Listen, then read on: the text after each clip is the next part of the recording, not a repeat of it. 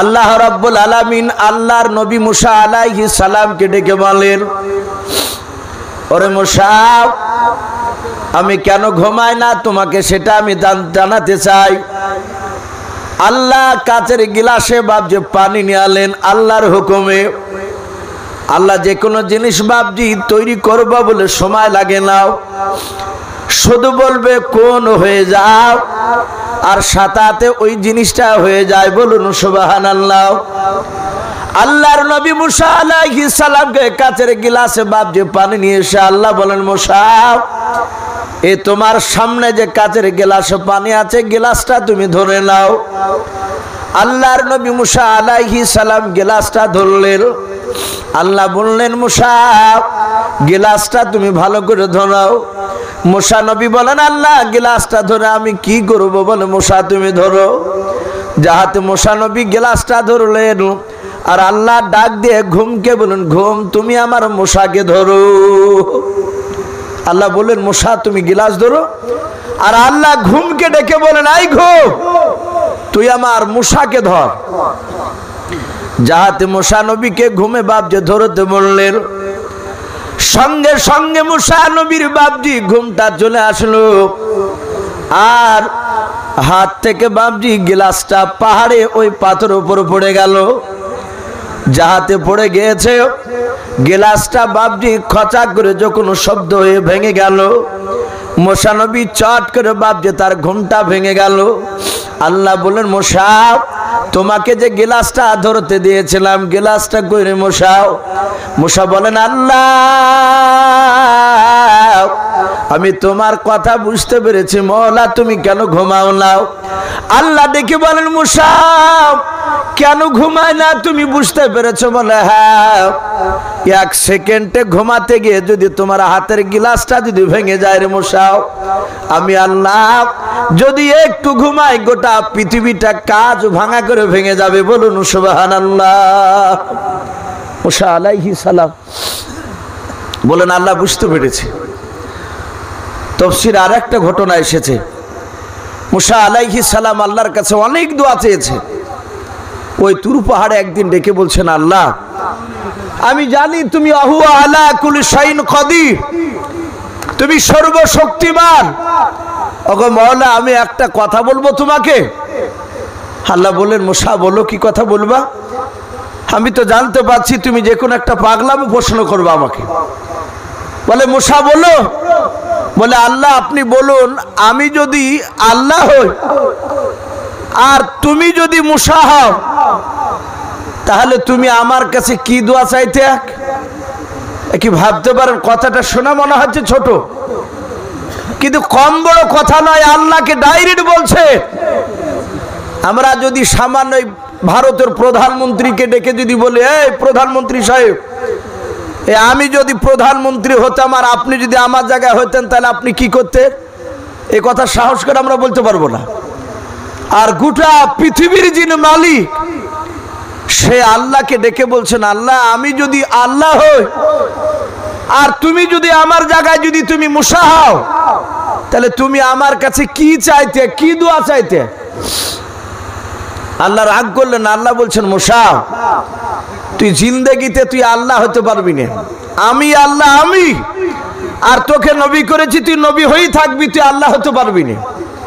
মুসা নবী বলছেন, আল্লাহ আমি জানি যে আমি আল্লাহ হতে পারবো না, এটা আমি বারাহাক সত্যটা জানি, কিন্তু তবুও যদি তুমি যদি আমার মতো মুসা হওয়ার আমি যদি আল্লাহ হই, তাহলে কি চাইতে? এই বারবার যখন একই কথা ঘুরি ঘুরি বলছে, তখন আল্লাহ বলেন, মুসা যা, হতে তো পারবি না, কিন্তু আমি কথা অনুযায়ী আমি একটু মেনে নিলাম। তুই যদি আল্লাহ হতিক আর আমি যদি মুসা হতাম, আমি তোর কাছ থেকে আমি দুটো জিনিস চাইতাম দোয়া। বলে কি? বলে, এক নম্বর দোয়া চাইতাম, আল্লাহ তুমি হায়াতে তৈয়বা দান করো। এটা মুসা জানতেন না। ওগো আল্লাহ তুমি আমাকে হায়াতে তৈয়বা দান করো। আর দুই নাম্বার সিহাতে কুল্লিয়া দান করো। বলুন আলহামদুলিল্লাহ। যখনই বাপজি এই কথা বলেছে, আর মুসা আলাইহিস সালাম বলছেন, আল্লাহ আমার এটা জানা ছিল না, দুটো দোয়া আমিও তোমার কাছে এক্ষুনি ওই দুটো চাই, তুমি হায়াতে তৈয়বা আর সিহাতে কুল্লিয়া দান করো। বলুন সুবহানাল্লাহ। আল্লাহ রাব্বুল আলামিন মুসা নবীর কথা শুনে হাসতে লাগলেন। সেই ছিল মুসা। মহান রাব্বুল আলামিন এমন টাইমে পাঠাচ্ছেন, যে যেরকম বেঈমান বাদশা তাকে সেরকম সাইজ করার মতো বাবজি সেই রকম নবী আল্লাহ পাঠিয়েছে। আপনার আমার রসুলকে বাবজি এমন নবীকে পাঠিয়েছেন যেই সময়, ওই সময় মানুষেরা ভদ্রতা দেখতো, নরমাল ব্যবহার। আল্লাহ রসুলকে বাবজি বেঈমানেরা মেরেছে, নবী হাতখানা ধরে তার তালুতে চুমা দিয়েছে। বলুন আলহামদুলিল্লাহ। আল্লাহ রসুল সেজদায় পড়ে আছে, আর আবু জেহেল, উতবা, সাইবার বাবজি আপনার বলা হয়েছে তার লোকেরা পচা উটের ভুঁড়ি নিয়েছে, টাটকা ভুঁড়ি নয়, পচা ভুঁড়ি নিয়ে এসে বাবজি রসুলুল্লাহর মাথায় চেপে দিয়েছে। মা ফাতেমা শুনতে পেলেন, ছুটে আসলেন, ভুঁড়িটা বাবজি সরে দিলেন। বেঈমানরা দেখলো নবীর বিটি এসেছে, একার মারা যাবে না। ফাতেমা বদদোয়া করেছিল, গো আল্লাহ, আমার আব্বা তো কোনো অন্যায় করে নাই, তুমি আমার আব্বাকে যারা কষ্ট দিয়েছে তাদেরকে ধ্বংস করে দাও। যাহাতে এই দোয়া করলেন, রাসূলুল্লাহ বলেন, বিটি এদের জন্য বদদোয়া করো না, এরা আজ আমাকে চিনতে পারে নাই, এরা আগামীতে আমাকে চিনতে পারবে। বলুন আলহামদুলিল্লাহ। এরকম অনেক রেওয়াত এসেছে, নবীকে মেরেছে, নবী তার হাতখানা ধরে বাবজি চুমা দিয়েছে। কিন্তু অন্য নবীদের জামানায় বলা হয়েছে যেমন কড়া বাদশা সেরকম কড়া নবীও পাঠিয়েছে। যেমন হযরতে আপনার বলা হয়েছে দাউদ নবী আলাইহিস সালামকে পাঠিয়েছিলেন আল্লাহ যেই সময়, ওই সময় মানুষেরা বাবজি তারা এই লোহাকে গলে তারা নিত্য নতুন হাড়ি তৈরি করতে পারত। তা আল্লাহ দাউদ নবীকে এমন কুদরত দিলে যে তার দুই হাত বাবজি এমন জাদুমা ছিল, এটা একটা মজেজা। লোহাতে উনি হাত দিলে লোহা আটার মতো নরম হয়ে যেত। বলুন আলহামদুলিল্লাহ। তো ভাই আমি বলছিলাম, এই মুসা আলাইহিস সালামকে আল্লাহ পাঠাবে, কেতাবে লিখেছে সেই সময় কুখ্যাত বেঈমান কাফের ছিল, তার নামটা কি ছিল একটু জোরে বলুন তো ভাই, কার মনে আছে? ফেরাউন। কোরআন শরীফে বাবজি ফারা শব্দ ব্যবহার করা হয়েছে, এই ফারা থেকে ফেরাউন হয়েছে। এই ফেরাউন এত বড় বেঈমান, কেতাবে লিখেছে বাবজি, আপনারা অনেকেই দেখেছেন ইউটিউবের মাধ্যমে, নেটের, যে ফেরাউনের লাশ আজও পর্যন্ত বাবজি মাটিতে খায়নি। এটা আল্লাহ কোরআনে লিখেছে, যাকে কিয়ামত পর্যন্ত বাবজি মাটিতে খাবে না। কেন খাবে না? কেতাবে লিখেছে এত বড় বেয়াদব, ওই একজন নবীর কলিজার টুকরা দুটো বেটাকে, এবং ওই নবীর আপনার তার প্রাণের বিবিকে পর্যন্ত এই বেঈমান ফেরাউন হত্যা করতে তার দ্বিধাবোধ হয়েছিল না, তার হাত কাঁপে না। প্রশ্ন হতে পারে, কোন নবীর সন্তানকে ফেরাউন মারলো? আমরা জানি মুসা নবীর পাল্লায় পড়েছিল ফেরাউন।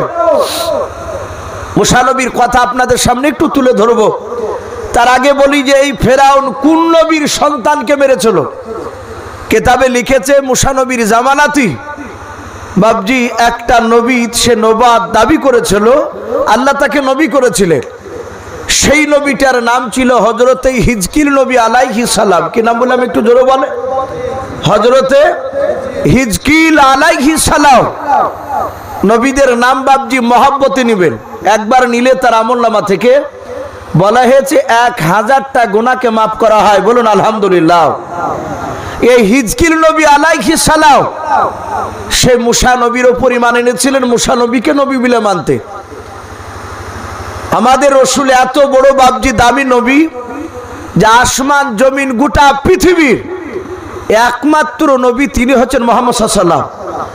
কিন্তু অন্যান্য নবী জামানায় বলা হয়েছে এক একটা জামানাতে 10টা 12টা 20টা 30টা পর্যন্ত তারা জিন্দা নবী, তারা কলেমার দাওয়াত দিয়ে বেড়াতো। বলুন আলহামদুলিল্লাহ। এক একটা জামানায়। তা আমি বলছিলাম যে হযরতে আপনার বলা হয়েছে এই যে মুসা আলাইহিস সালাম, তার জামানায় বাবজি যেই নবীটা, তার নাম হিজকিল নবী আলাইহিস সালাম। এই হিজকিল নবী আলাইহিস সালাম তার বাপজি আপনার বলা হয়েছে সে ইন্তেকাল করে গিয়েছিল দুটো বাচ্চা ছেলে রেখে আর তার বিবিকে রেখে। হিজকিল নবীর বিবি ফেরাউনের দরবারে বাপজি তার বাড়িতে কাজ করে তার সন্তানদেরকে বাপজি লালিত পালিত করত। ফেরাউন কাজ করা বিনিময়ে যে টাকা দিত সে টাকা নিয়ে গিয়ে ওই হিজকিল নবীর স্ত্রী তার বাচ্চাদেরকে খাবার খাওয়াতো। ফেরাউন একদিন হঠাৎ করে বলল যে আমি ক্ষুধা দাবি করেছি। ওই সময় বাপজি বলা হয়েছে সমস্ত লোকেরা ফেরাউনের দরবারে ক্ষুধা দাবি করেছিল, মেনে নিয়েছিল, কিন্তু হিজকিল নবীর স্ত্রী বাপজি ক্ষুধা বলে মানে নাই। হিজকিল নবীর একটা বাদী ছিল, সে বাদীটা ডাক দিয়ে বলল, গো ফেরাউন, আপনার দরবারে যে হিজকিল নবীর স্ত্রী আর দুই সন্তান থাকে ওরা আপনাকে ক্ষুধা বলে মানে নাই। বলে মানে নাই, বলে নাও, বলে তাড়াতাড়ি এখন টেনে নিয়ে এসো। লিয়াই ধরে ওদের তিনজনাকে ধরে নিয়ে আসলো। ফেরাউনের দরবারে হাজার হাজার লোক। ফেরাউন বলল আগুন জ্বালাও, আগুনের ওপর একটা তাওয়া দিয়ে দাও, খাজুরে যে জল রস জাল দেয় ওই রকম তাওয়া বাপজি আগুনের ওপর দিয়ে তাতে তেল ঢেলে দিল। তেল টকবাক টকবাক করে ফুটছে। ফেরাউন ডাক দিয়ে বলল, এই হিজকিল নবীর স্ত্রী এখনো সময় আছে, বল তুই আমাকে ক্ষুধা বলে মানবি কিনা বল। হিজকিল নবীর 7 মাসের কলিজার টুকরা বাচ্চা তার স্তনে মুখ লেগে দুধ পান করছিল। হিজকিল নবীর আর একটা বড় ছেলে, খুব বেশি বড় নয়, হয়তো বছর 4 বাপজি সন্তান, হিজকিল নবীর স্ত্রীর হাতখানা ধরে দাঁড়িয়েছিল। ফেরাউনকে বলল আমি তোমাকে খোদা বলে মানতে রাজি নাই, আমি একমাত্র আল্লাহকে মানব। ফেরাউন বলল এর পরিণাম চরম খারাপ হবে। বলে কি? বলে তোর ওই চোখের সামনে যে বড় ছেলেটা আছে একে তাজা ধরে আগুনে ফেলে দিব, এ তেলের কড়াইতে ছেড়ে দিব। ফেরাউনের এই হুঙ্কার শুনে হিজকিল নবীর স্ত্রী বলল রাজি আছে। হিজকিল নবী আলাইহিস সালামের বড় ছেলেটা বাবা হিজকিল নবীর স্ত্রীর হাতখানা ধরে কাদার বলে মা, ওই বাদশাহ ওর আগুনে কড়াইতে কেন তেলের ওপর আমাকে ফেলে দেবে বলছে মালাও। হাজার হাজার লোকেরাও সবাই মিলে বাপজি হাত তালি মেরে আনন্দ করতেছে। হিজকিল নবীর স্ত্রী কাদার বলেন বেটাও শুনে নাও, ওই ফেরাউনের তেল দেখে তুমি ভয় পেও নাও।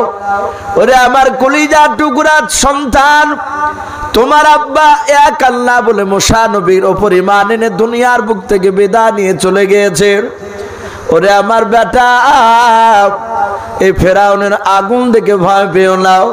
এই ফেরাউন যদি মেরে দেয়, এই তেলের কড়াইতে যদি তোমাকে ছেড়ে দেয়, তুমি যদি মারা যাও, ও কলিজার টুকরা সন্তান, ইন্তেকাল করার পর আল্লাহ নিশ্চয় তোমার জন্য জান্নাত খানা রেখেছে। বলুন সুবহানাল্লাহ। হিজকিল নবীর কলিজার টুকরা বেটা বলল মা আর চিন্তা করো না, আমিও কাঁদবো না। ফেরাউন বাবা হিজকিল নবীর বড় ছেলেটা হাতখানা ধরে টেনে নিয়ে গিয়াও জ্বলন্ত আগুনে ওই ফুটন্ত তেলের কড়াইতে বাপজি ছেড়ে দিলাও। হযরত হিজকিল নবীর ছেলে ওই তেলের কড়াইতে পড়ে আল্লাহ বলে চিৎকার করে কেঁদে উঠলাও। কয়েকবার বাপজি আল্লাহ আল্লাহ করে ডাক দিতে লাগলো। হিজকিল নবীর ছেলে বাবা তেলের কড়াইতে বাপজি ডুবে গেল। আবার কিছুক্ষণ পর ভেসে উঠলো হিজকিল নবীর কলিজা টুকরা বেটা, তার জনম দুঃখিনী হিজকিল নবীর বেবে বাবা দেখলো না। ওই হিজকিল নবীর কলিজা টুকরা সন্তানের বাপ যে তার জনম দক্ষিণ মা, উনি তাকে দেখলেন আমার সন্তান কয়েকবার তেলে ডোবা ডুবে করতে গিয়ে নিস্তব্ধ হয়ে গেল। আর গলার আওয়াজ করে নাই, উনি চিন্তা বাপজি করে নাই। উনি লক্ষ্য করে দেখলেন সন্তানের চামড়াগুলো বাপজি আলাদা হয়ে যাচ্ছে, রক্তগুলো মাংসগুলো বাপজি তেলের সাথে পায়েল হয়ে গেল, হাড়গুলো বাপজি জোড়া জোড়া ছিল সব বাপজি খুঁজতে লাগলো। হিজকিল নবীর বাপজি বিবি চিন্তা করলো, ডাক দিয়ে বলেন আল্লাহ তুমি কেন আমার সন্তানের আগে যা কেন তুমি আমার মত দিলে নাও। ফেরাউনের লোকেরা হাত টানি মেরে মেরে হাসতে লাগলো। ফেরাউন আবার চিৎকার করে বলেছিল, ওরে বাদি, ও হিজকিল নবীর স্ত্রী, শুনে নাও, এখনো সময় রয়েছে তোমার। এখনো তুমি যদি আমাকে এক আল্লাহ বলে যদি না মেনে নাও, আমি যে ফেরাউন মিশরের মধ্যে আমি খোদা দাবি করেছি, যদি তুমি আমাকে না মেনে নাও, ওই যে তোমার কলিজা টুকরা সন্তান, শুনে নাও, 7 মাসের বাচ্চা তোমার স্তন মুখ লেগে দুধ পান করেছে। ওরে হিজকিল নবীর বিবি, ওই সন্তানকে কেড়ে নিয়ে তোমার চোখের সামনে বাচ্চাটা ফেলে দেওয়া হবে। সন্তানকে বাপজি মার সামনে মারা, এই যে কত বড় মারাত্মক কঠিন বাপজি, যারা মা তারাই জানে। একটা সন্তানকে যদি বাপজি তার মা মানুষ করেছে, সেই মাকে যদি এক মুষ্টি খাবারও নাও দেয়, দেখা যায় ঘর থেকে বের করে দিয়েছে, খাসির জায়গা বাড়ি করেছে, খেতে দেয়নি, ঈদের দিনও খোঁজ নাই না।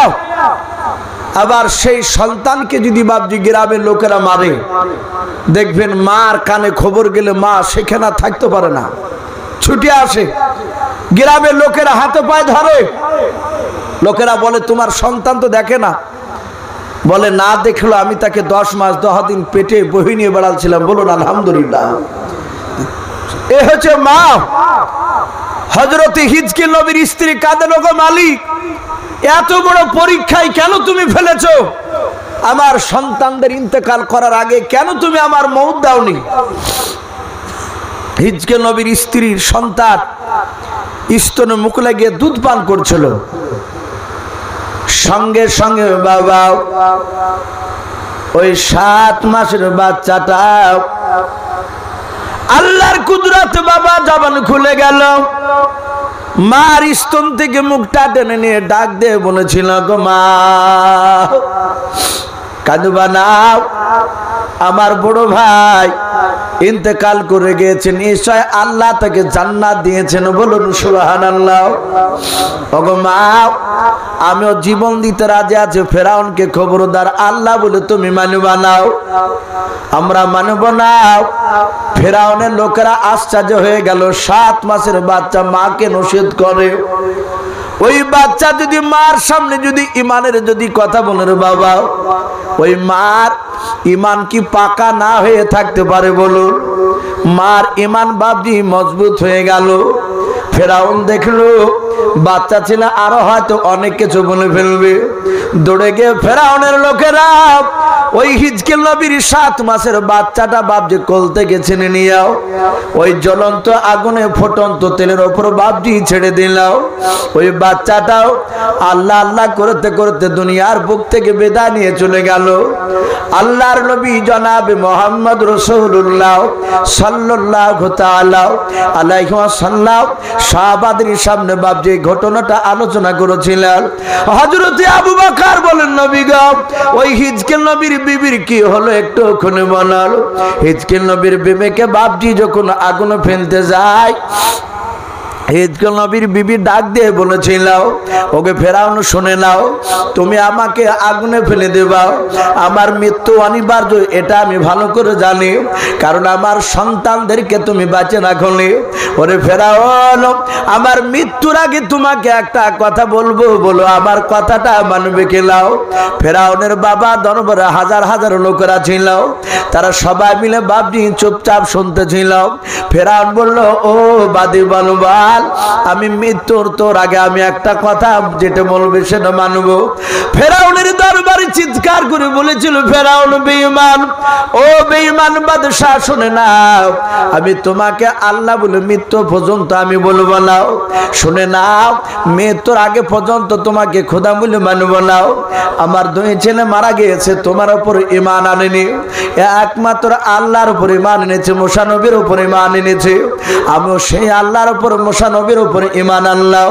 ওরে বেঈমান ফেরাউন, 2 বাচ্চাকে আমি সুন্দর করে বড় করে আমি লালন পালন করতে পারলাম না।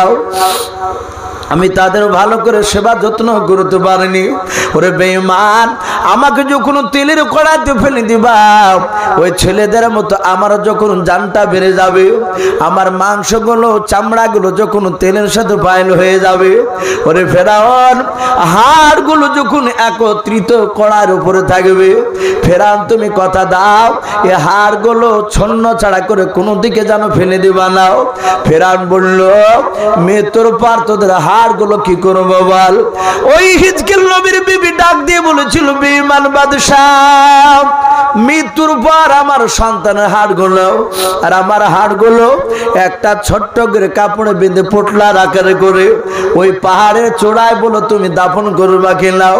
ওরে ফেরাউন, এটাই ছিল আমার মনের তামান্না, মনের বাসনাও। আমার মৃত্যুর পর সবার হাড়গুলো তুমি ওই এক জায়গায় তুমি দাফন করবা। ওগো ফেরাউন, এটা আমি মনে মনে ভাববো কিয়ামত পর্যন্ত আমার ছেলেদেরকে আমি বুকে করে নিয়ে কবরে শুয়ে থাকবো। বলুন সুবহানাল্লাহ। আল্লাহ রাসূল বলেন, ফেরাউন কথাটা মেনেছিল। আল্লাহর নবী জনাব মুহাম্মদ রাসূলুল্লাহ সাল্লাল্লাহু তাআলা আলাইহি ওয়াসাল্লাম যেদিন বাবা মেরাজের রাত্রিতে আরশে আজিমে বাপ যে যাচ্ছিলেন আল্লাহর সাথে দেখা করতে গিয়ে, ওই মিশরের ওপর দিয়ে যখন বোরাকটা যাচ্ছিল বাবা, ওই পাহাড়ের উপর দিয়ে যখন যাচ্ছিল, হঠাৎ করে আল্লাহর নবী দেখলেন বাবা ওই পাহাড়ের ভেতর থেকে জান্নাতুল ফেরদাউসের ঘ্রাণ বের হচ্ছে। বলুন সুবহানাল্লাহ। মুসা নবী কবে তার জামানায় ফেরাউন হিজকিল নবীর স্ত্রী তার 2 সন্তানকে মেরে ওই পাহাড়ের চূড়ায় দাফন করে রেখেছিল। আর শেষ নবীর জামানায় নবী মেরাজের রাত্রিতে বাবজি যাওয়ার সময় ওখান থেকে জান্নাতুল ফেরদাউসের খুশবু শুনতে পেলে মহান রব্বুল আলামিনের রাসূল বলছেন, ওগো জিবরিল ভাই, এই জান্নাতুল ফেরদাউস এই দুনিয়ার বুক থেকে ওই পাহাড় থেকে আসছে গেল, ওখানে কি আছে বলো? জিবরিল আলাইহিস সালাম কাঁদতে কাঁদতে ফেরাউনের সেই হিজকিল নবীর স্ত্রীকে আর তার সন্তানকে মেরেছিল। এই ফেরাউনের কথাগুলো হযরতে জিবরিল আলাইহিস সালাম শোনালেন। আল্লাহ রাসূল তাদের জন্য বাপজি আবার দোয়া করলেন। এই এত বড় বেঈমান ফেরাউন, তার লাশ বাপজি মাটিতে বাপজি খাবে না, তার বিবিকে পর্যন্ত বাপজি মারতে সে বাকি রাখেনি। এই বেঈমান ফেরাউন। তো ভাই, কিতাবে লিখেছে ফেরাউন প্রথমে বাদশা হয়নি, সে প্রথমে একেবারে শুরু জামানায় সে তরমুজ মাঠে বাপজি, সেই সময় মিশরের তরমুজ চাষ হতো, সে তরমুজ চাষ, তরমুজ বাপজি আগলানো, যাকে আগলদার বলা হয়, জানি না আপনারা এই শব্দগুলো জানেন কিনা। আমাদের এলাকায় মাঠে কিছু লোক লাগানো থাকে, আগলদার বলে। তো ফেরাউন ওই মাঠে আগলদার ছিল। ফেরাউন আর তার একটা বাল্যকালের বন্ধু, তার নাম ছিল হামান। হামান বলে বাপজি পরিচিত। তার মাথাতে একটা চুল বলে ছিল না। বহু মানুষ পৃথিবীতে দেখা যায় তার দাড়ি গোপ চুল বাপজি বেরোয়নি, একটা বারেন, এরকম অনেক লোককে দেখা যায়। তো ওই ফেরাউনের বন্ধু হামান, সে টাক, খুব ক্রিটিক্যাল বুদ্ধি ছিল তার। আরে ফেরাউনের শরীরে অগাধ শক্তি, এর গুড়া বুদ্ধি ছিল, গুয়ারিয়া বুদ্ধি যাকে বলা হয়। এই ফেরাউন সেই সময় বাপজি হামানের যুক্তি পরামর্শ নিয়ে, সেই সময় যে বাপজি ভোট ছিল, সেইভাবে ভোটে বাপজি মিম্বার এভাবে হতে হতে হতে হতে একইবারে বলা হয়েছে ফেরাউন সে মিশরের বাপজি, সে বাদশায় পরিণত হয়েছিল, সে বাদশাহ হয়েছিল। আর এই হামান ছিল বাপজি ফেরাউনের মন্ত্রী। এই মন্ত্রী হামানের কথা শুনতো ফেরাউন বেঈমান, সেই সময় বাপজি মিশরের প্রধানমন্ত্রী। আল্লাহ রাব্বুল আলামিন বলছেন, আমি এই সময় আমার নবীকে পাঠাবো। আল্লাহ বলছেন, আমি যুগে যুগে নয়, আমি প্রায় 500 বছর অন্তর আমি নবী পাঠিয়েছি। বলুন আলহামদুলিল্লাহ। রাসূল পাঠিয়েছি। আবার আল্লাহ বলছেন, আমি একটা জামানায় অনেক নবী পাঠিয়েছি, রাসূল কিন্তু একটাই। যেমন কিতাবে লিখছে মুসা আলাইহিস সালাম থেকে নিয়ে হযরত ঈসা রুহুল্লাহ আলাইহিমুস সালাম পর্যন্ত এই দুজনার মাঝখানে আল্লাহ বলছেন আমি 3000 নবী পাঠিয়েছি। বলুন আলহামদুলিল্লাহ। 3000। কিন্তু রসুল একটাই, মুসা আলাইহিস সালাম।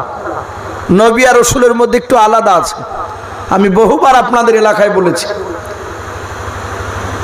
তা আল্লাহ বললেন আমি নবীকে পাঠাবো। তার আগেই কেতাবে লিখেছে ফেরাউনকে বাপজি সংকেত দিচ্ছেন, আল্লাহ জানাচ্ছেন আলামত, যে আমি আমার মহাপুরুষ আমি দুনিয়াতে পাঠাবো। ফেরাউন রাত্রিবেলায় শুয়ে আছেন, স্বপ্ন দেখলো আসমান থেকে একটা আগুনের বাপজি দলা তার সিংহাসনে এসে পড়ল। এক একটা মুফাসির এক এক রকমের বয়ান করেছে। কে বলেছেন ফেরাউনের সিংহাসনে এসে একটা চেয়ারে এসে পড়লো আগুনটা, আর ওই আগুনে চেয়ারটা পুড়ে ভস্ম হয়ে গেল, শেষ হয়ে গেল। আবার কে কেউ লিখছেন যে না, ফেরাউন যে সিংহাসনে বসেছিল গোটা সিংহাসনটা ওই আকাশ থেকে আগুন পুড়ে শেষ হয়ে গেল। ফেরাউন যাই হোক স্বপ্ন দেখলো যে আগুন খসে আর স্টেজের সিংহাসনে পড়েছে। ফেরাউন সকালবেলায় বাপজি উঠে হামানকে বলল, ভাই হঠাৎ করে স্বপ্ন দেখলাম কেন? বলে তা তো জানি রে। বলে স্বপ্নের ব্যাপারে তো আমার অভিজ্ঞতা নেই। বলে কি করতে হবে? বলে আপনি আমাদের দেশে যারা স্বপ্নবিদ, যারা স্বপ্নের ব্যাখ্যা করতে পারেন, আপনি তাদেরকে ডাকুন, ডেকে স্বপ্নের কথা বলুন, ওরা যে কোনো একটা রাস্তা বলবে। ফেরাউন ডাকলো। প্রায় সেই সময় বাপজি 700-র উপরে তার গোটা দেশে স্বপ্নবিদরা একত্রিত হলো। তাদের সবারই স্বপ্নের তাবির একটাই হলো, ফেরাউনকে বলল হে বাদশা নামদার, আমাদের ধারণা এই দুনিয়াতে একটা বেটা ছেলে জন্ম নেবে, সেই ছেলেটা জন্ম নিয়ে আপনার সিংহাসনকে কেড়ে নিবে, অর্থাৎ আপনাকে এই বাদশা থেকে আপনাকে হেরে দিবে সে। বলে তাই? বলে হ্যাঁ। বলে আপনাকে ধ্বংস করে দিবে। ফেরাউন বলল সে বেটা ছেলে হবে না মেয়ে ছেলে? বলে বেটা ছেলে। বলে আর একটা বলো, ওই ছেলেটা জন্ম নিয়েছে না নেয়নি? কেতাবে লিখেছে আগেকার জামানায় লোকেরা তারা কিছু জিনিসকে বিশ্বাস করত, আর বেশ কিছু কথা তাদের গণকদের কথাগুলো মিলে যেত। হাদিসে এসেছে রসুলের আগেও, রসুলের জামানাতেও মানুষ হাত দেখাতো, বলে দেখো দিনে আমার এই হাতে ফাড়া আছে কিনা। এখনো বাপজি অনেক জায়গায় দেখাইলো। তো ফেরাউন এগুলোকে বিশ্বাস করতো, কখনকার লোকেরাও বিশ্বাস করত। হাদিসে এসেছে আরবের লোকেরা কিছু বাচ্চা ছেলে বাপজি তার বাপ মার দিকে না হলে লোকেরা খারাপ ধারণা করত যে সন্তানটা অবৈধ। অনেক লোক বুলে ফেলে, দেখেন অনেক সন্তানরা জন্ম যখন আল্লাহ দেয়, দেখা গেল তার বাপ সুন্দর, মা সুন্দরী, ছেলে হয়েছে একদম হাড়ির কালি, দেখতে ভালো লাগে, তখন স্বামীতে বলে যে ছেলে মনে হয় আমার নাই। সন্দেহ করে অনেক জায়গায়, বলে এই ছেলে আমার হতে পারে না, আমার বিবি হয়তো অন্য জায়গায় কারোর সাথে প্রেম করেছে। আর বিবিতে কাঁদে বলে না, লোকে বুঝায় আর বুঝি মানে না, এরকম নাই বলেন অনেক জায়গাতে ঘটে। এই বাচ্চাকে কেন্দ্র করে মেয়েকে ভাঁ দেয় না। এটা আরবের যুগে ছিল। আরবের যুগে লোকেরা দেখতো যে বাচ্চা তার বাপ মার, তার বংশের লোকের সাথে মিল না খেলে লোকেরা বলতো যে বাচ্চা অবৈধ বাচ্চা। তাহলে বাচ্চাটাকে কারা সার্টিফিকেট দিত? ওই গোলকের দল বাপজি গেলে তারা যদি বলতো যে এই বাচ্চাটা তো অমকের সন্তান, এ তো খুব ভালো হয়েছে, তখন লোকেরা বলতো না, তাহলে এতদিন যা ধারণা করতে গেল ভুল ধারণা। হাদিসে এসেছে দুটো বাচ্চাকে নবী জামানায় ওই লোকেরা কি এমন কি তার বংশের লোক পর্যন্ত বাপজি প্রাধান্য দিত না, বলতো অবৈধ সন্তান। এরা মাঠে ছাগল চড়াতে গিয়েছে, তার বাপ মাও ছাগল চড়ে নিত। তো ছাগল চড়াতে গিয়ে বাপজি রোদ্রে সূর্যে তাপ লাগছে, তো একটা চাদরকে বাপজি তারা নাভি থেকে মুখের দিকে দিয়েছে, দেখে রোদে শুলে একটু তাপ যদি গায়ে লাগে অসুবিধা নাই, কিন্তু মুখখান ঢাকলে ঘুম আসে অনেকের।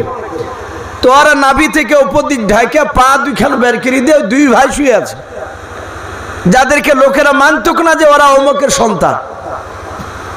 তো কাহিন বলা হয় গণক। তারা বাবজি একদল যাচ্ছে আর বলছে, আরে এই তো সামরা ইবনে জুনদুবের ছেলেরা এই রোদে শুয়ে আছে কেন রে? আদৌ কিন্তু ওরা ওই সামরা ইবনে জুনদুবেরই বেটা। যখন এই কাহিনটা কথা বলছিল তখন গ্রামের কিছু লোক তারা সাইডে খেলা করছিল। তারা কথাগুলো শোনার পরই বলল, ভাই আজ থেকে এদেরকে আর অবৈধ সন্তান বলো না, বলুন আলহামদুলিল্লাহ। এরা বৈধ সন্তান, কারণ আমাদের দেশের কাহিন যারা জ্যোতিষবিদ তারা এই কথাগুলো বলেছে। তা ফেরাউন বাপজি বলল যে এই লোকটা বাচ্চাটা জন্ম নিয়েছে না নিবে? ওরা কাহিনের লোক, জ্যোতিষবিদ যারা স্বপ্নবিদ, তারা বলল, ভাই বাচ্চাটা এখনো জন্ম নেয়নি, কিন্তু আকাশের দিকে তাকে বুঝতে পারা যাচ্ছে যে বাচ্চাটা খুব তাড়াতাড়ি আসবে। বলে তাই? বলে হ্যাঁ। ফেরাউন বলছে, দাঁড়া, ও বাচ্চা কি করে বড় হয় তাও দেখছে, কারণ ই তো শয়তানি বুদ্ধির ভিতর ভরা। ফেরাউন হামানের সাথে যুক্ত করে হামানকে ফেরাউন বলল, আমার বুদ্ধি এসেছে। বলে কি? বাচ্চা জন্ম নেয়নি, নিবে। মেয়ে ছেলে না বেটা ছেলে? বলে হ্যাঁ। বলে আজ থেকে যত বেটা ছেলে জন্ম নিবে সব ধর আর ধরিয়া মেরে ফেল, একটা বাচ্চা রাখবো না। হামান বলল, কথা তো তুমি খারাপ বলোনি, তাহলে বেটা ছেলেকে যদি একবারে গোড়া থেকে যদি শেষ করে দেয় তাহলে তোমার আমার দুশ্মন আর হবে না। বলো ভাই তাহলে আমার হাজার হাজার সৈন্য আছে, তাদেরকে প্রতিটা বাড়িতে খোঁজ লাগিয়ে দাও। কেতাবে লিখেছে, কাহিনরা বলেছিল যে বাচ্চাটা জন্ম নিবে বানি ইসরাইল বংশে। বলুন আলহামদুলিল্লাহ। কোন বংশে বললাম? বানি ইসরাইল বংশে। কোরআন শরীফে বাবজি 30 পারা 114টা সূরা আছে, তার মধ্যে 15 পারায় যে সূরাটা বানি ইসরাইল বলে বাবজি পরিচিত। এই বানি ইসরাইল এটা একটা বংশের নাম। এটা এত দামি হয়েছে, আল্লাহর রসুল বলছেন 1,24,000 নবী রসুলের মধ্যে থেকে মাত্র 6টা নবী রসুল অন্য বংশে, বাদ বাকি সব নবীগুলো ওই বানি ইসরাইল বংশ থেকে জন্ম নিয়েছিল। বলুন আলহামদুলিল্লাহ। কথা বুঝতে পেরেছে? মাত্র 6টা নবী অন্য অন্য বংশে জন্ম নিয়েছে। এই 6 নবী বাদ দিয়ে যে 1,24,000 নবীর মধ্যে 6টা নবী বাদ দিয়ে সব নবী কোন বংশ থেকে জন্ম নিয়েছে বললাম? বানি ইসরাইল বংশ থেকে। তাহলে এই বংশটা কত বড় দামি বংশ। ওই জ্যোতিষবিদরা তারা বলল ওই বানি ইসরাইল বংশ থেকে বাচ্চা জন্ম নেবে। আর ফেরাউন হামান যে বংশে ছিল, এদের বংশটাকে বাবজি তফসিরে পাওয়া যায় কিবতিয়া বংশ। কি বললাম? কিবতিয়া বংশ ফেরাউনের। আর বানি ইসরাইল বংশ হচ্ছে ওই মুসা নবীর বংশে। তাই ফেরাউন বলল, আমার কিবতিয়া বংশের যত যুবকেরা আছে, এই যুবকেরা সবাইকে চাকরি দিচ্ছি, যাও বানি ইসরাইলের প্রতিটা বাড়িতে যারা বিবাহিতা নারী, প্রতিটা বাড়িতে যাও আর 3 বার করে বাড়ির মেয়েদের পেটকে চেক করে আসো, ইনকোয়ারি করো, দেখো যে বাচ্চা জন্ম নিয়েছে কিনা। এখন বাদশার হুকুম, বাদশা যা বলবে তাই করতে হবে। বাপজি আমার সোনা লালেরা, ফেরাউনের লোকেরা বাপজি প্রতিটা বাড়িতে যায়, বেটা ছেলে যাকে জন্ম দেখে ট্যাং ধরে ফাড়িয়ে ফেলে, কি আছাড় মেরে মেরে ফেলে, শেষ করে দেয়। এইভাবে মারতে মারতে মারতে মারতে কেতাবে লিখেছে প্রায় 6 লক্ষ বাচ্চাকে বাপজি হত্যা করলো। কলক বললাম 6 লাখ, 1-2 দিনে করেনি, 2 বছর ধরে 6 লাখ ফেরাউনের এলাকায় বানি ইসরাইলের সন্তানকে মারলো। হামানের তো বুদ্ধি ছিল, হামান চিন্তা করলো ফেরাউন যা শুরু করেছে আগামী তার বংশ বিস্তার হবে না, বাড়বে না, মেয়ে ছেলের গাদা লেগে যাবে, বেটা ছেলে নাই, আর বাচ্চা নিতে গেলে তো দুটোরই দরকার। সাথে হাতে ফেরাউনকে গভীর রাত্রিতে বললো, বাদশাহ কি শুরু করেছে, আগামী দিন আর সংসার বাড়বে না। বলে কেন? বলে সব বেটা ছেলেকে মেরে ফেলছেন, মেয়ে ছেলে সব গাদা লেগে যাচ্ছে, তাহলে মেয়ে ছেলে তো স্বামী দরকার, বেটা ছেলে। ফেরাউন বলে কি করতে হবে? ফেরাউনের কথা শুনে হামান বলল, আপনি 2 বছর বাচ্চা মারেন আর 2 বছর বংশ বাড়ার লেগে ছেড়ে দেন, রেখে দেন। ফেরাউন তো গুয়ারিয়া, ও গুড়া, ওই কথাটি বাপজি মেনে নিল। আল্লাহ বলছেন, ওরে বান্দা, এই ফেরাউন, আমি ওয়াহুয়া আলা কুল্লি শাইইন কাদির, যেই সময় বাচ্চা মারা বন্ধ করবি ওই সময় আমি মূসাকে পাঠাবো না। বলুন আলহামদুলিল্লাহ।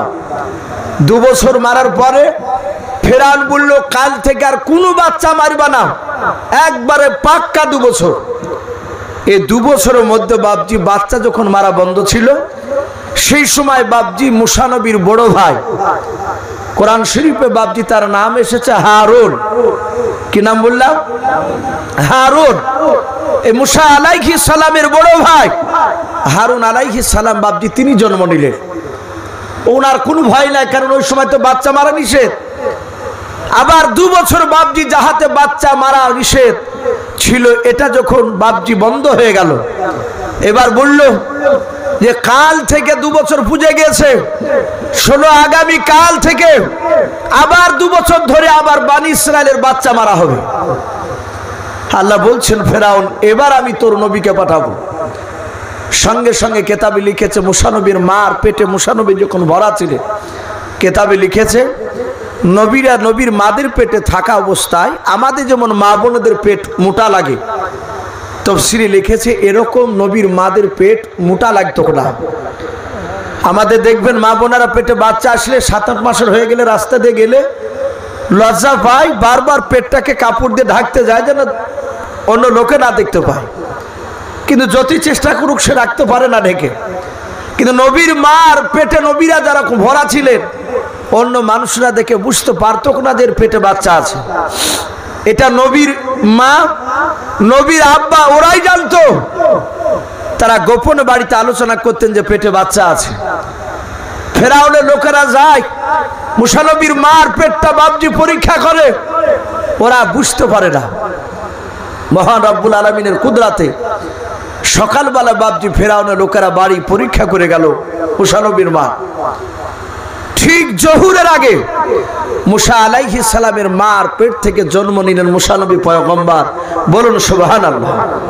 মুসা নবী চলে আসলেন, এত সুন্দর। মুসা নবীর মা সন্তানকে কোলে নিয়ে চুমা দিছে আর বলছেন, আল্লাহ এত সুন্দর বাচ্চা তুমি দিলে। হাদিসে লিখেছে নবীরা যখন যেই জামানায় জন্ম নিয়েছে, প্রতিটা নবী রাসূল বাপজি তারা সুন্দর ছিলেন। বলুন আলহামদুলিল্লাহ। তারা এত সুন্দর ছিলেন, তাদের শরীরের গঠন মানুষ দেখলে মুগ্ধ হয়ে যেত। তে মুসা আলাইহিস সালামের চেহারা তার মা দেখে বলছেন, আল্লাহ এত সুন্দর তুমি চেহারা দিলে, কিন্তু বাচ্চাকে তো বাঁচাতে পারবো না। হঠাৎ করে দেখেন বাবা মুসা নবীর মার দরজায় বাবা শিকলে আওয়াজ দিতে শুরু করলেন।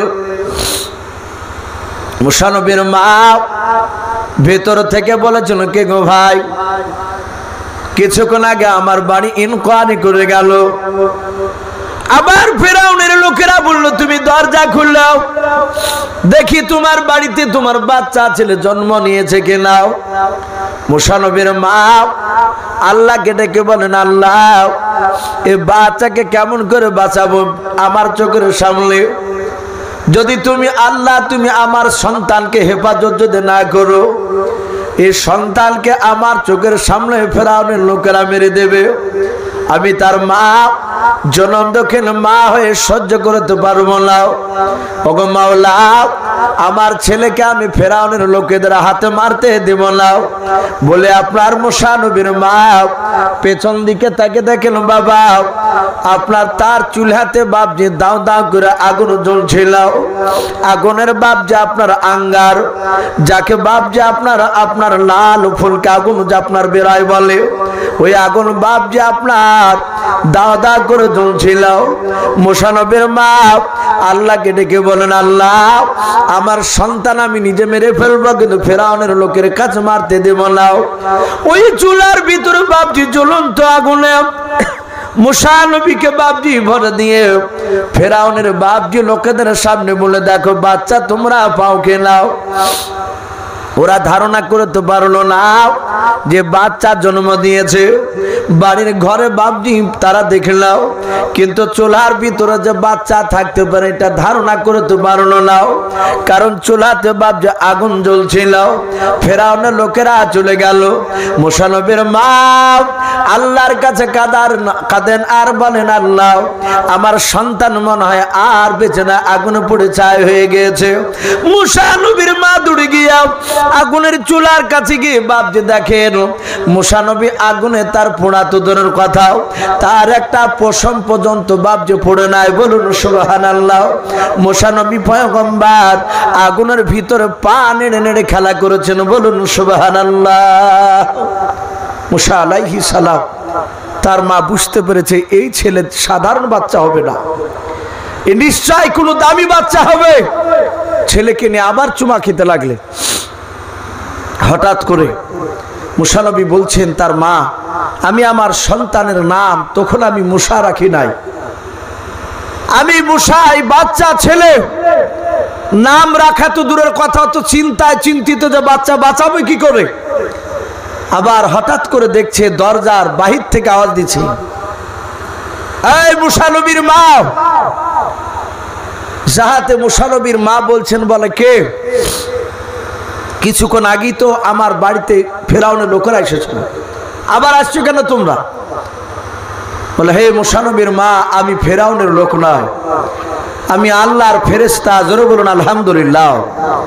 দরজাটা খুললে যিনি দাঁড়িয়েছিলেন বাপজি মানুষ রূপ ধরে, কেতাবে লিখেছে তিনার নাম জিবরিল আলাইহিস সালাম। মুসা নবীর মাকে বলেন, আপনার সন্তানের নাম আল্লাহর তরফ থেকে হয়েছে মুসা। এ মুসা নাম। বলে, কি ব্যাপার, তুমি জানলে কি করে? বলে, আল্লাহ পাঠিয়েছে আমাকে। এই মুসা নবীর মা, তোমার এই বাচ্চা তোমার এখানে থাকলে নিরাপদে থাকবে না।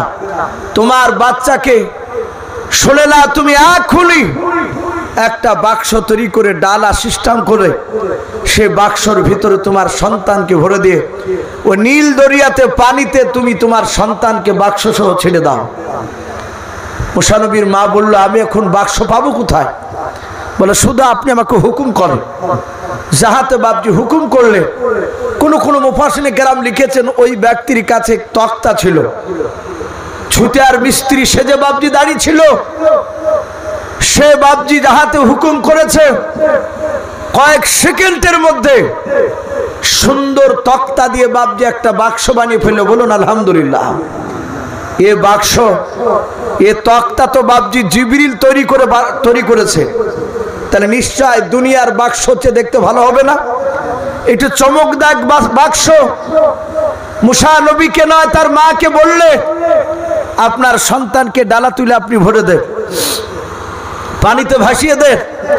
বলে, বাক্স সব ছেড়ে দিলেই তো ডুবে যাবে। বলে, ডুববে কি ডুববে না সে ব্যাপার আমি বলতে পারবো না। কে জানেন কথা বলে? আমার আল্লাহ।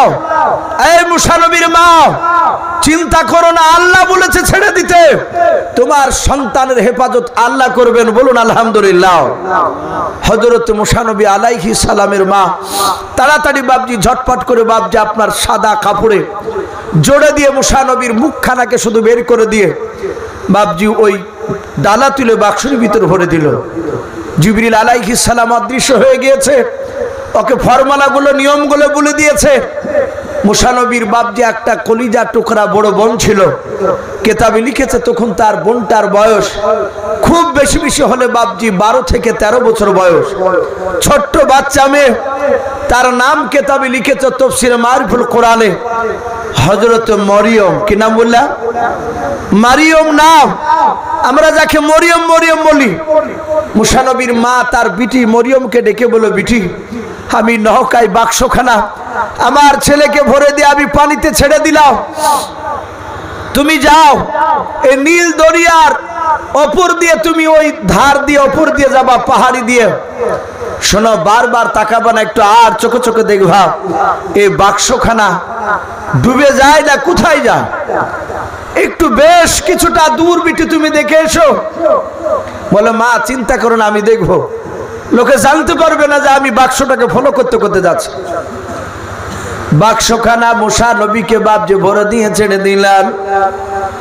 মুসা আলাইহিস সালাম অনেকটা দূর বাপজি আপনার চলে যাওয়ার পর মুসা নবীর বোন মরিয়ম তাকে থেকে দেখলেন ওই বাক্সখানা বাঁচতে বাঁচতে গিয়া হঠাৎ করে দেখলেন বাবা ফেরাউনের যেখানে বাপ যে বাড়ি করা ছিল কিতাবে লিখেছে বাবা ফেরাউনের 3 জায়গায় বাপ যে সেই জামানায় বাড়ি ছিল।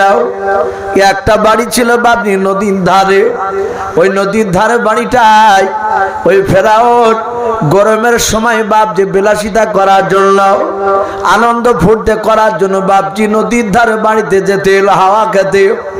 হযরতে বাপজি মরিয়ম তাকে দেখেন বলেন মাওলা দেখলাম আমার ভাইয়ের বাক্সখানা ওই মাঝ নদীতে এসে দাঁড়িয়ে গেল।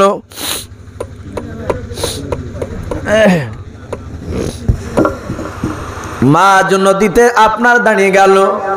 হযরতে মরিয়ম বলে দেখলাম স্রোতের দিকে আর গেল না। হঠাৎ করে দেখলাম বাক্সখানা কি যেন মনে হচ্ছে তল থেকে বাপজি দড়ি দিয়ে টানতেছে।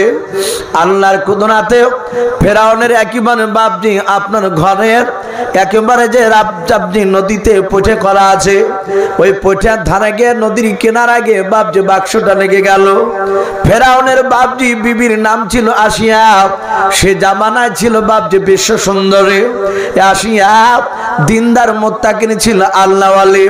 কিতাবে লিখেছে ওই ফেরাউনের বিবি আসিয়া বাপজি ফেরাউনকে আল্লাহ বলে মানে নাই, তাকে কিন্তু বারবার বলতো গো বাদশা নামদার আপনি আমার স্বামী, আপনার আমি অর্ধাঙ্গিনী, এভাবে অন্যায় করে যে আপনি চলছেন এটা আপনার বড় অন্যায়। ফেরাউন তার বিবির কথাকে বাপজি শুনতো না।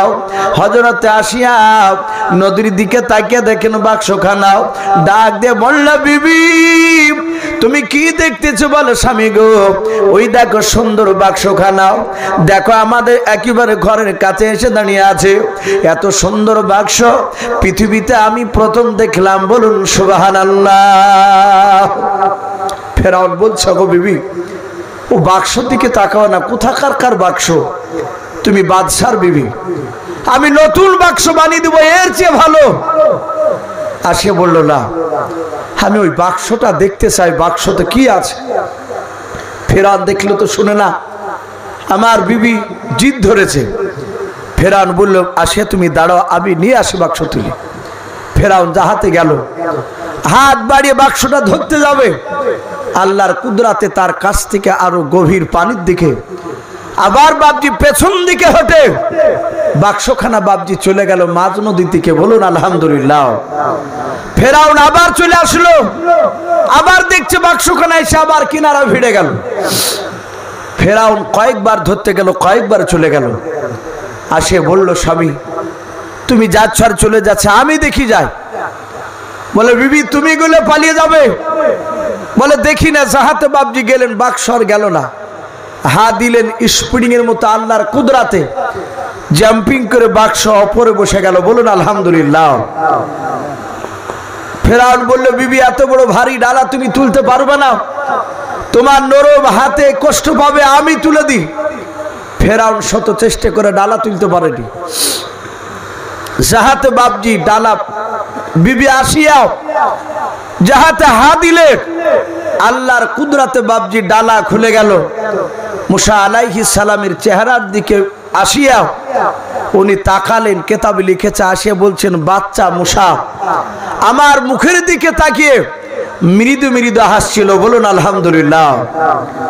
যখনই বাপজি আপনার হেসেছে আর ওই হাসিতে হযরতে আপনার আসিয়া তিনি মুগ্ধ হয়ে গেছেন, তার মায়া জন্ম নিল, মহব্বত হয়ে গেল।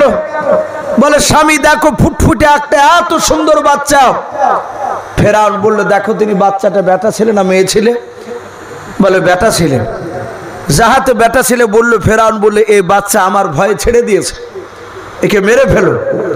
বলে একে মেরো নাও, দেখো কত সুন্দর। ফেরাউন বলছে আমি সেই সময় যখন আমি বাচ্চা মুসার দিকে তাকাছিলাম ফেরাউন তখন অতটা গুরুত্ব দেয়নি। বলে আমি তাকালাম তো দেখলাম মুসা বাচ্চা ছেলে একবারে টেরা করে বাপজি ফেরাউনের দিকে তাকাচ্ছে। বলুন আলহামদুলিল্লাহ। ও তো জানে ও তো নবী, ওর দিকে তাকাচ্ছে বেঈমানের দিকে যে দাঁড়া তোকে সাইজ করতে আসছে আমি। ফেরাউন তার বিবিকে বলছে, বিবি দেখ অমন করে আমার দিকে তাকাচ্ছে কেন? বলে বাচ্চা ছেলে তাকানে বুঝে, হয়তো এরকমই চোখ হতে পারে। ফেরাউন বলল, বিবি ঠিক আছে, এ কি করবা? বলে আমাদের বাচ্চা নাই, এই ছেলেটা বড় হওয়ার পর আমাকে মা বলবে, তোমাকে আব্বা বলবে। এমন বাপজি নরম ভাষায় আসিয়া কথা বললে তার স্বামী ফেরাউন বাপজি মুগ্ধ হয়ে গেল, রাজি হয়ে গেল। বলে বিবি তাহলে বেটা বলে মেনে নিলাম। বলে হ্যাঁ। ফেরাউনের সামনে আসিয়া বলে ছেলের নাম আল্লাহ আসিয়ার মুখ দিয়ে বের করে নিছে, নামটা রাখলাম আজ থেকে মুসা। বলুন আলহামদুলিল্লাহ। কিন্তু তার আগে জিবরিল মুসা বলে ডাকেছিলেন, আল্লাহ তার নাম বাপজি মুখ দিয়ে বের করে নিন আসিয়া। ফেরাউন বলল, বাহ, এ তো চমৎকার নাম, এ মুসা নাম আমি প্রথমে দেখলাম, এর আগে কারো শুনি নাই। ফেরাউন মুসা বলে বাপজি ডাকতে লাগলো। বললো চলো বাড়িতে নিয়ে যায়। আসিয়া বলল, গো প্রাণের স্বামী, আমার তো বাচ্চা জন্ম নেয়নি, তা আমার স্তন থেকে দুধ তো বের হবে না, তাহলে বাচ্চাকে মানুষ করবো কি করে? বলে অসুবিধা নাই, দাইমার অভাব না, আমি তো বাদশাহ। ফেরাউন রাজ দরবারে গিয়ে হামানকে ডেকে বলল, প্রচার করে দাও, আমি দেখো একটা বাচ্চা নিয়ে এসেছি নদী থেকে তুলে, কেউ বলবে না যে এটা পড়ে পাওয়া বাচ্চা, যে বলবে তাকে জবাই করে দিব, এটা আমার সন্তান। লোকেরা সবাই বাপজি তাই রাজি হয়ে গেল। দাইমারা এসে বাপজি মুসা নবীকে ধরে আর স্তনে মুখ লাগায়। মুসা নবী শুধু একবারে ভাবে মুখের দিকে তাকায়, আর কোন রকমে বাপজি মুখ স্তনের দিকে দেয় না। বলুন আলহামদুলিল্লাহ। মুসা নবী বাপজি চিন্তা করছে, আমার মা আসছে না কেন? কেতাবে লিখেছে এক নয় দুই নয় প্রায় 370টা দাইমা ওই ফেরাউনের এলাকায়, তারা এসে কেউ বাপজি দুধ পান করাতে পারলো না। বলুন আলহামদুলিল্লাহ। এতদিন বাপজি সকাল থেকে নিয়ে বাপজি মুসা নবীকে মারার জন্য চিন্তা করছিল বাক্সতে পাওয়ার পরে, কিন্তু এবার মুসা নবীকে বাঁচানোর জন্য বাপজি ব্যতিব্যস্ত হয়ে পড়েছে। ফেরাউন বলছে, ভারী মুশকিল হয়ে পড়ে গেলাম, এ বাচ্চা তাহলে তো মারা যাবে, কে মানুষ করবে কি করে? মুসা নবীর বোন মরিয়ম আড়াল থেকে বাপজি সব দৃশ্যখানা দেখছো। মুসা নবীর বোন মরিয়ম অজানার মতো ভান করে এসে বলেছিল, বাদশাহ আমি অনেকক্ষণ ধরে আপনার দরবারে আমি দৃশ্যখানা দেখছিলাম, আপনি একলা দিনে অনেকগুলো দাইমা নিয়ে আসলেন, তারা কেউ বাচ্চাকে দুধ পান করাতে পারলো না। বলে হ্যাঁ। ফেরাউন ডাক দিয়ে বলল, বেটি তুমি তো দেখতে পাচ্ছ আমি কত বড় পেরেশানির মধ্যে আছি, আমার কপালগুলো দেখো টেনশনে ঘেমে যাচ্ছে, এই বাচ্চা মশাকে কেমন করে বাঁচাবো আমি? ওই মরিয়ম মেয়েটা বলেছিল, বাদশাহ যদি কিছু মনে না করেন আমার বাড়ি অনেক দূরে, কারণ বাক্সখানা বাপজি ঘন্টা 3 লেগেছিল বাপজি স্রোতে বেঁচে আসতে, অনেক দূরে বাড়ি, আমার বাড়ি হচ্ছে নদীর ধারে। ও বাদশাহ নামদার, আমার একটা জানা দাইমা রয়েছে, আমার মনে হয় ওই দাইমাকে নিয়ে আসলে বাচ্চা দুধ পান করবে। আমি ছোট থেকে দেখেছি যেই বাচ্চারা কান্না করে চুপে নাই, মেয়েটার কাছে নিয়ে গেলে চুপে যায়। ফেরাউন বলো, তাড়াতাড়ি দাইমাকে নিয়ে এসাও। লোক পাঠাবো বলে, লোক পাঠানো লাগবে না, আমি যাবো একাই। মুসা নবীর মা দরজার গুড়ি থেকে বাপজি বারবার থেকে দেখে মরিয়ম কেন আসে নাই। হযরত মরিয়ম দৌড়ে গিয়ে বলেন, মা। হযরত মরিয়মের মা ডাক দে বলো, বিটি রে, বলো আমার মুসা ডুবে মারা গিয়েছে কি মলাও? বলে, মা আমার মুসা ভাই মারা যায় নাই, আমি একটা আশ্চর্য ঘটনা দেখলাম। বলে মা, বলে বিটি কি ঘটনা বলাও? বলে মা গো, আমার ভাইকে দেখলাম ফেরাউনের বাড়িতে। বলুন সুবহানাল্লাহ। জাত বাপজি ফেরাউনের নাম করেছেন।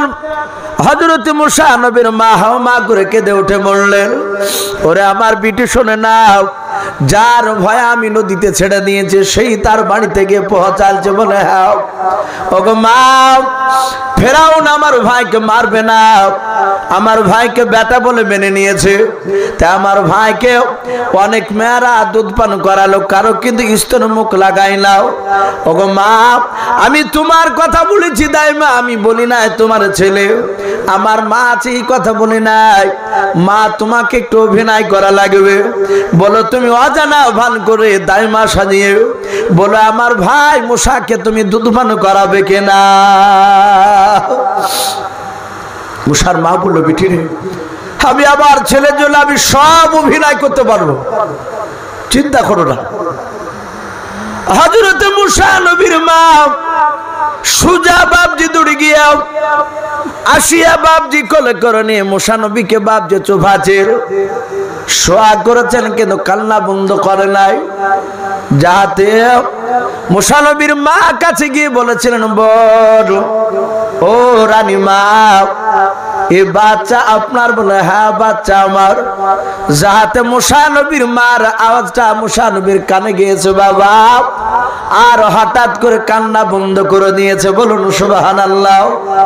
মুসা নবী বুঝতে পেরেছেন আমার জনম দক্ষিণ মা এসে হাজির হয়েছে। ফেরাউনের বিবি আসিয়া বলল, গো বোন, তোমার অনেক প্রশংসা মেয়েটার মুখ থেকে শুনলাম, তুমি নাকি বড় দাইমা রয়েছে, কান্না করা বাচ্চাকে চোফাতে পারো। বলো অসুবিধা নাই, দেখুন আমি আস্তে আস্তে আপনার বাচ্চা আপনার কোল থেকে কান্না বন্ধ করে দিয়েছে। বলুন সুবহানাল্লাহ। ফেরাউন বলে তাই তো, এটা আজীব ব্যাপার। হামান বলছে কি ব্যাপার? এর আগে একটা মেয়ের আশা তো কান্না বন্ধ করে নাই। মুসা নবী হাত বাড়ালেন মুসা নবীর মা মুসা নবীর দেখে। মুসা নবী চলে এসে মুসা নবীর মার স্তনে বাপ যে আপনার আপনা আপনি মুখ নিয়ে গিয়ে দুধ পান করতে লাগলেন। মুসা নবীর মাকে ডাক দিয়ে ফেরাউন বলল, ওগো দাইমা, আমি বাদশাহ, আর এই বাচ্চাকে আমি ছেলে বলে মেনে নিয়েছে। শুনে নাও, এই বাচ্চা আজ থেকে আমার, আর তোমাকে বাড়ি যাওয়া লাগবে না, তোমার যা বাড়িতে আছে বলো নিয়ে এসো, আমি রাজ দরবারে একটা ঘর দিব। আমার ছেলে যতদিন দুধ পান করবে ততদিন আমার দরবারে খাবা, আমার দরবারে থাকবা, তুমি চিন্তা করবে না। জোরে বলুন সুবহানাল্লাহ। আল্লাহ বলছেন বান্দা, আল্লাহ বলছেন এই ফেরেশতা দেখ, ওই ফেরাউনের বাড়িতে মুসা নবীর গোটা বংশকে আমি খাবার খাওয়াবো। থাকতে লাগলে 3 দিন হয়েছে বাপজি দুধ পান করা মুসা নবীর মা আড়ালে বাপজি দুধ পান করা ছিলেন। হঠাৎ করে আসিয়া চুপি চুপি গিয়ে আসিয়া হাতখানা ধরে বলল, এই মুসার মা দাইমা, এই মুসার দুধ মা, শুনে নাও, আমি হচ্ছি এই মুসার মা, ফেরাউনের স্ত্রী। আমি প্রথম দিন থেকে তোমার উপর সন্দেহ হয়েছে আমার। তুমি বলো এই বাচ্চা কি তোমার সন্তান? মুসা নবীর মা ভয় থরথর করে কাঁপছেন, চিন্তা করছেন, যদি বলি তাহলে তো আমার সন্তানকে শেষ করে দিবে, কারণ আসিয়া তো ফেরাউনেরই বিবি, ও তো জানে না যে ইনি দিনদার। তা বললো না, আমার এই বাচ্চা আমার নয়। বলে না, তোমার বাচ্চা। বারবার কয়েকবার বললো, কয়েকবারই অস্বীকার করলো। লাস্টে আসিয়ে বললো, বোন মিথ্যা কথা বলো না, আমি জানি এই মুসা সন্তানে আমার স্বামীকে ধ্বংস করবে। বলে বোন জানলি কি করে? বলে আমি জানতে পেরেছি সন্তান যখন আমার বাড়িতে আল্লাহ পৌঁছে দিয়েছে, এই সন্তান তোমার, আমি আমার স্বামীকে বলবো না, তুমি আর আমি দুজনা জানবো। হযরত মুসা নবীর মা কাঁদতে কাঁদতে বললেন, হ্যাঁ ছেলেটা আমার, আমি তোমার স্বামীর ভয়ে আমি নীল দরিয়াতে বাক্সত করে ভরে আমি ছেড়ে দিয়েছিলাম। বলে বোন চিন্তা করো না, আমরা দুজনাই মায়ের মতো করে মুসাকে আমরা মানুষ করব। বলুন আলহামদুলিল্লাহ। থাকতে লাগলে মুসা নবী পয়গম্বর আলাইহিস সালাম ফেরাউন রাজদরবারে নিয়ে যায় না, কিন্তু বাড়িতে এসে মুসা নবীকে কোলে নেয়, চুমা দেয়, বুকের উপর নিয়ে শুয়ে থাকে, খুবই আনন্দ করে। কিন্তু মুসা নবীর নয়, ফেরাউনের রাজদরবারে লোকেরা বলে, হুজুর আপনার বেটা সেই ছোট তো দেখেছি, শুনেছি নাকি ছেলেকে হামাগুড়ি দিচ্ছে, তা আপনার ছেলেকে একটু রাজদরবারে নিয়ে আসবে। ফেরাউন বলল একটা দিন আনবো। বলো কবে? বলে আমি যেদিন ক্ষুধা দাবি করব। বলুন আলহামদুলিল্লাহ। ফেরাউন বলছি আমি ক্ষুধা দাবি করব, আগামী অমুক তারিখে, সেদিন আমার সন্তানকে কোলে করে নিয়ে রাজ দরবারে বসে আমি আল্লাহ দাবি করব, তোমরা আমার সন্তানকে দেখবা, আমাকে আল্লাহ বলে বাঁচবা। লোকেরা বলল ঠিক আছে। ফেরাউন হামানের সাথে যুক্তি পরামর্শ করে হামানকে দিয়ে বাপজি বক্তব্য দেওয়া আছে। ফেরাউন ডাক দিয়ে বলল যে বলো যে আমি ক্ষুধা হতে চাই। কিতাবে লিখেছে ফেরাউন আল্লাহকে মানত কি মানতক না, একটু কথা বলুন ভাই। ফেরাউন আল্লাহকে মানত, ও জানত যে এক আল্লাহ আছে, কিন্তু বাপজি আল্লাহর আইনকে সে বাপজি মানেনি। কাবা শরীফে বাপজি একটা জায়গা আছে, মানুষরা মক্কার বেঈমানরা পর্যন্ত জানতো যে কাবা শরীফের পাশে এমন একটা জায়গা, সেই জায়গায় দাঁড়িয়ে গেলাপ ধরে আল্লাহর কাছে যা দোয়া করবে, যদি দোয়াটা বৈধ দোয়া হয়, আল্লাহ সাথে হাতে দোয়াটা কবুল করে নেবে। বলুন সুবহানাল্লাহ। আমরা সকলেই জানি কাবা শরীফ ধ্বংস করতে হয়েছিল আব্রাহার বাদশাহ আব্দুল মুতাল্লিব। সেই সময় কাবা শরীফের দেখাশোনা করার দায়িত্বে ছিলেন। সেই সময় আব্দুল মুতালিব দেখলেন আর পারা যখন গেল না, তখন ওই কাবা শরীফের পাশে মুনতাজিম বলে নাম, জায়গাটার নাম কি নাম বললাম? মুনতাজিম। কাবা শরীফের পাশে ওই জায়গাটায় আব্দুল মুতালিব হা দিয়ে বলেছিলেন, ওগো আল্লাহ, আমি তোমার কাবা তোমার উপর সঁপে দিলাম, আমি আর পারলাম না, তোমার কাবাকে তুমি রক্ষা করো। কে রক্ষা করেছিলেন কথা বলে? আমার আল্লাহ আব্দুল মুতালিবের দোয়াকে কবুল করে নিয়েছিলেন। আবাবিল পাখি দিয়ে আব্রাহা বাদশার হাতি টাতি লস্কর সামান্য ছোট ছোট পাথর দিয়ে শেষ করে দিয়েছিল। ওই জায়গায় আবু জেহেল বেঈমানও দোয়া করেছিল। এই বেঈমান আবু জেহেল এই রাসূলুল্লাহর দুশমন ছিল, আপনার সকলেই জানে। আমার পূর্বেকার বক্তা, তার পূর্বেকার বক্তা আবু জেহেলের কথা বলছিল, আমি শুনছিলাম। কিন্তু আবু জেহেলরা বেঈমান হলো, জানতো যে ওই কাবা শরীফের ওই জায়গায় দোয়া করলে দোয়া কবুল হয়ে যায়। আল্লাহ রাসূল যখন মদিনায় চলে গেলে, বদরের যে প্রথম যুদ্ধ হয়, তখন ওই আবু জেহেল বেঈমান ওই কাবার ওই মুনতাজিম জায়গায় গিয়েছিল, ওই যেখানে দোয়া কবুল হয়। বেঈমান আবু জেহেল ওই জায়গায় দাঁড়িয়ে কাবার গিলাফ ধরে বলেছিল, হে কাবার গিলাফ, এই জায়গায় দাঁড়ালে যে দোয়া করে তারই কবুল হয়ে যায়। আমি আবু জেহেল এসেছি, ওগো আল্লাহ, আমি কাবা শরীফের গিলাফ ধরে আমি দোয়া চাইছি, যুদ্ধ করতে মোহাম্মদ যাচ্ছে, আমিও যাচ্ছি, যারা সত্যবাদী হবে তাদেরকে জয় করে দিও। বলুন আলহামদুলিল্লাহ। কিন্তু কেতাবে লিখছে ফেরাউনের এই দোয়াটা নয়, মুসা নবীর নয়, এই আবু জেহেলের এই দোয়াটা আল্লাহ কবুল করে নিয়েছিল। আবু জেহেল সত্যের পথে ছিল না মুহাম্মদ সাল্লাল্লাহু আলাইহি ওয়াসাল্লাম সত্যের পথে ছিল? কথা বলে মুহাম্মদ সাল্লাল্লাহু আলাইহি ওয়াসাল্লাম। আর আবু জেহেল ওই জায়গাতে দোয়া করেছিল, আল্লাহ, যারা সত্যের উপর আছে তাদেরকে জয় করে দিও। আবু জেহেল ভেবেছিল মনে হয় আমার দিনটাই সত্য, কিন্তু আল্লাহ কবুল করে নিয়েছিল আর দোয়া, যে আল্লাহ রাসূলকে জিতিয়ে দিলেন, আর আবু জেহেল সেখানে মারা গেল।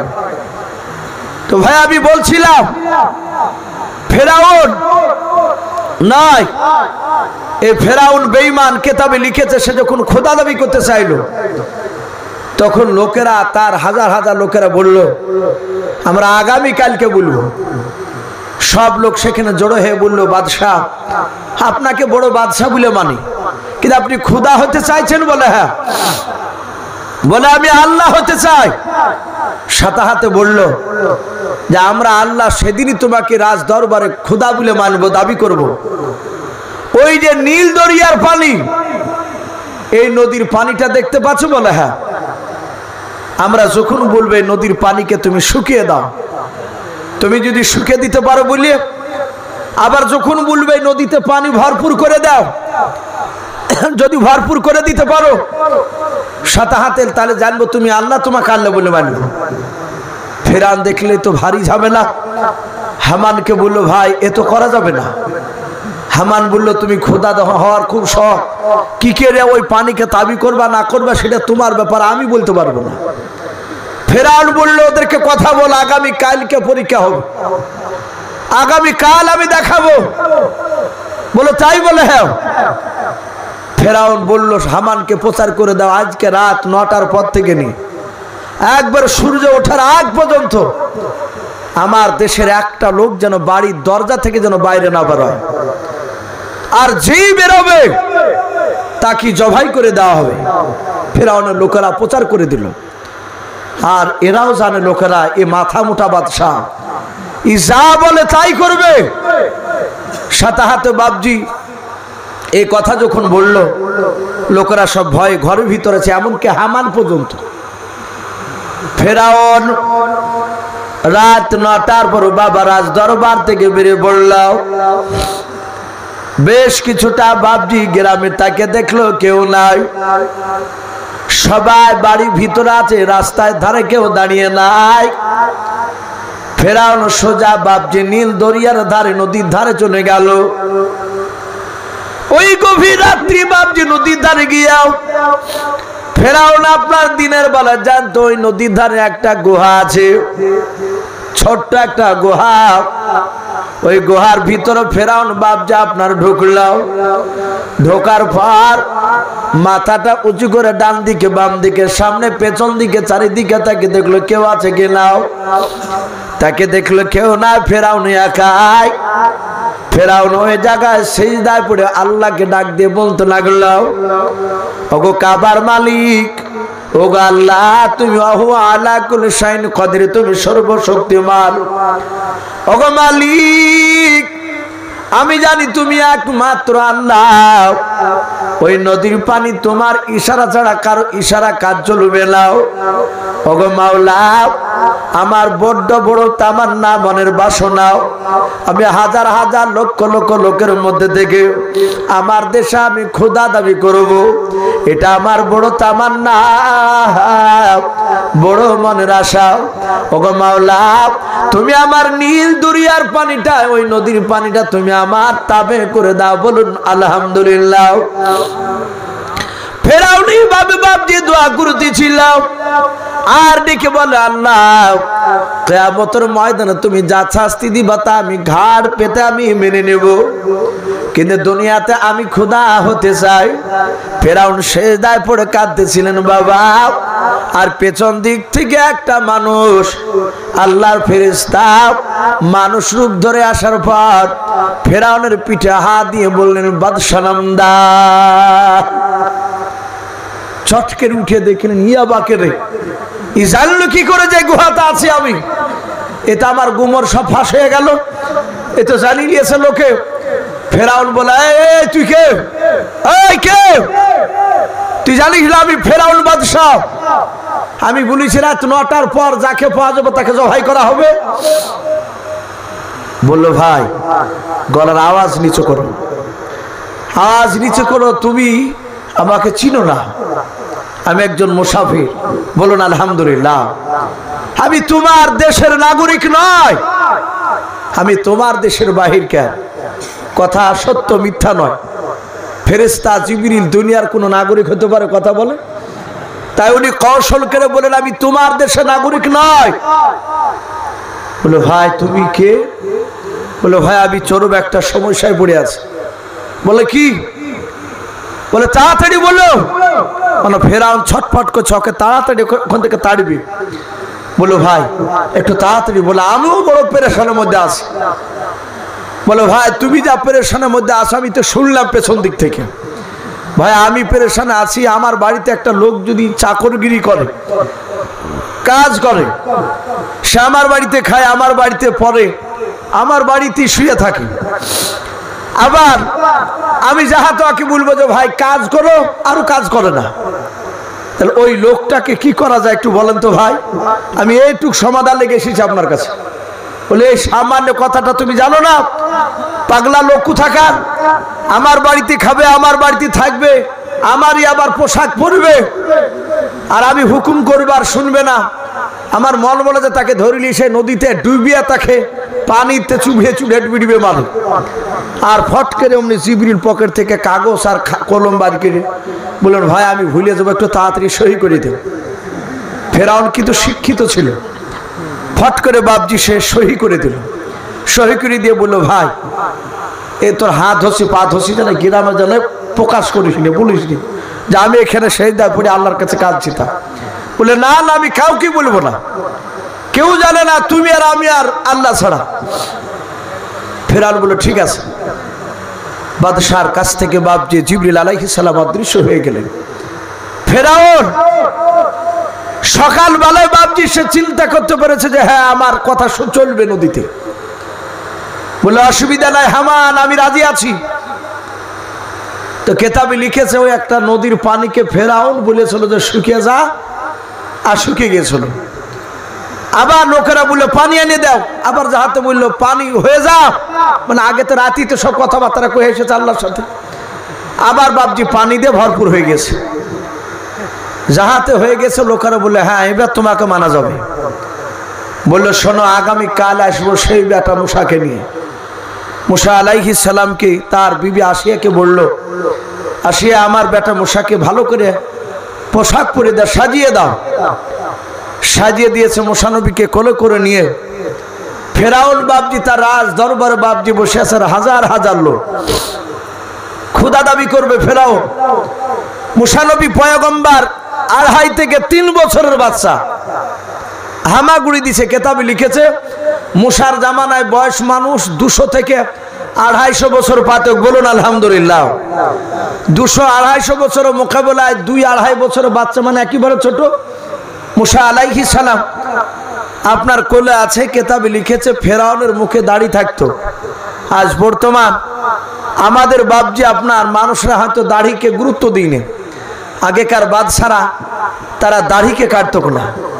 আগেকার মনীষীরা বাপজি বহু মনীষী তারা দাড়ি কাটেনি, অমুসলিম। এই যে রবীন্দ্রনাথ ঠাকুর, আমরা পড়া না জানলেও ছবি দেখে চিনতে পারি যে ই রবীন্দ্রনাথ ঠাকুর, তার মুখে এই সব দাড়ি। আচ্ছা বলেন, ও একজন অমুসলিম, ও সব কাটার সময় পেয়েছে, সব কিছু করার, আর এই দাড়িটা কাটার ও সময় পায়নি? কথা বলে, তাহলে কাটেনি কেন? কাটেনি তারও কারণ রয়েছে। আমার বিশ্বনবী বলেছে দাড়ি এত একটা মূল্যবান, এটা তো সুন্নাত, এ তো দাড়ি রাখা ওয়াজিব। এটা মুসলমানদের বেটা ছেলের বাপজি এটা পরিচয়। পুরুষের বাপজি একটা সৌন্দর্য দাড়ি। মেয়ে ছেলে যতই চেষ্টা করো কত দাড়ি বাড়ায় না। এক আড্ডা দেখতে পাওয়া যায় 1000-2 একটা মেয়ে এই গালে টালে একটা আসিলে হলে 2-4টা হয়। গত পরশু বাপজি একটা মেয়ের স্বামী ফোন করছে আমাকে বলছে, হুজুর বলতেও লজ্জা লাগছে। বলছে, লজ্জা নাই তো ভাই বলুন। তো বললো, হুজুর আমার বিবির এই নিচে দাড়ি আছে, আমি গনেছি 13টা দাড়ি, তো বেশ মোটা মোটা হয়, তা আমার বিবি কেটে ফেলে। আমিও কাটতে বলি, একটু বড় হলে খারাপ লাগে, তাই এটা কাটলে কি গুনাহ হবে? মশলা জিজ্ঞাসা করছে। ভাই আর পৃথিবীতে কাউকে পালি না ভাই, এই দাড়ি কাটার মশলা। যে ভাই আমার এই বিষয়ে আমারও জানা নাই। জানা না থাকলে তো বাপজি মিথ্যে করে বলে তো লাভ নেই।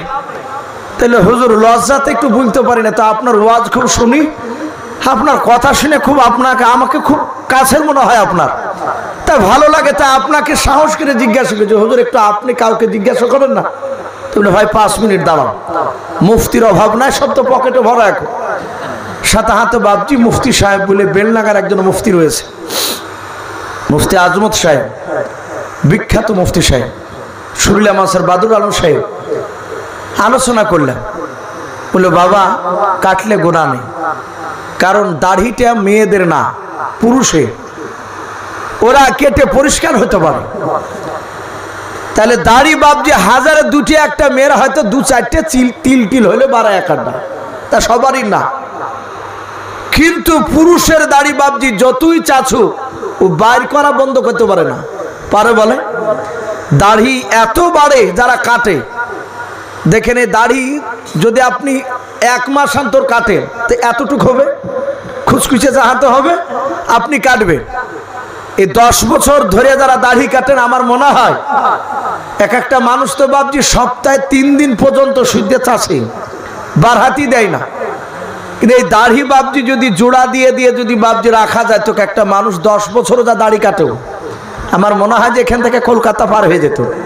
হবে না বলেন? যদি লম্বা করে রাখে এই দাড়ি বেটা ছেলের বাপজি হবে। আমি কেন কথাটা বললাম ভাই, লজ্জা করবেন না। নবী বলেছেন দাড়ি কাটলে যৌন শক্তি, বৈজ্ঞানিকরাও বলছে, বিজ্ঞানও বলছে, দাড়ি কাটলে যৌন শক্তি কমে যায়, আর দাড়ি থাকলে যৌন শক্তি বাপজি বৃদ্ধি পায়। বলুন আলহামদুলিল্লাহ। এটা আল্লাহ রসুলও বলেছে, বিজ্ঞানরা প্রমাণ করছে। এই পুরুষরা বাপজি দেখেন, বলা হয়েছে যে টাকনুর ওপরে কাপড় প্যান্ট পরতে বলেছে পুরুষকে, পায়ের যে টাকনুটা ঢাকতে নিষেধ করেছে, আর নারীদেরকে ঢাকতে বলেছে, পুরুষকে ঢাকতে ওদেরকে নিষেধ করেছে। এখানেও বাপজি বিজ্ঞান বলছে যে পুরুষের এই টাকনুর কাছে একটা রগ রয়েছে, এমন একটা রগ, ওখান থেকে বলা হয়েছে ওখানে হরমোন থাকে পুরুষদের, ওটা যত বাতাস পাবে তত সেটা ভালো হয়, আর ওটা ঢাকা থাকলে ওখান থেকে বলছে জনশক্তি কমে যায়। আজ মানুষ যত দেখবেন গোপনে, যুবক ছেলে একদম হিষ্টফিষ্ট দেখবে, ওই গোপন ভাবে বললে ভাই আমি চরম বিপদ আছে, বিপদ বুঝলে ভাই টাকার বলে না ভাই, একটু যদি বুঝলে ফেলেন যে ভাই গুপ্তর ব্যাপার নাকি, বলে হুজুর লজ্জা লাগছে, তো আর লজ্জা করছিল ভাই এই ব্যাপার। 100টা লোকের মধ্যে দেখা যায় যে 95টা একই কথা। আমাদেরকে বাপজি এর আগে তাবিজ চাহাতো জিনের, এখন আর জিনে চাহাচ্ছে না।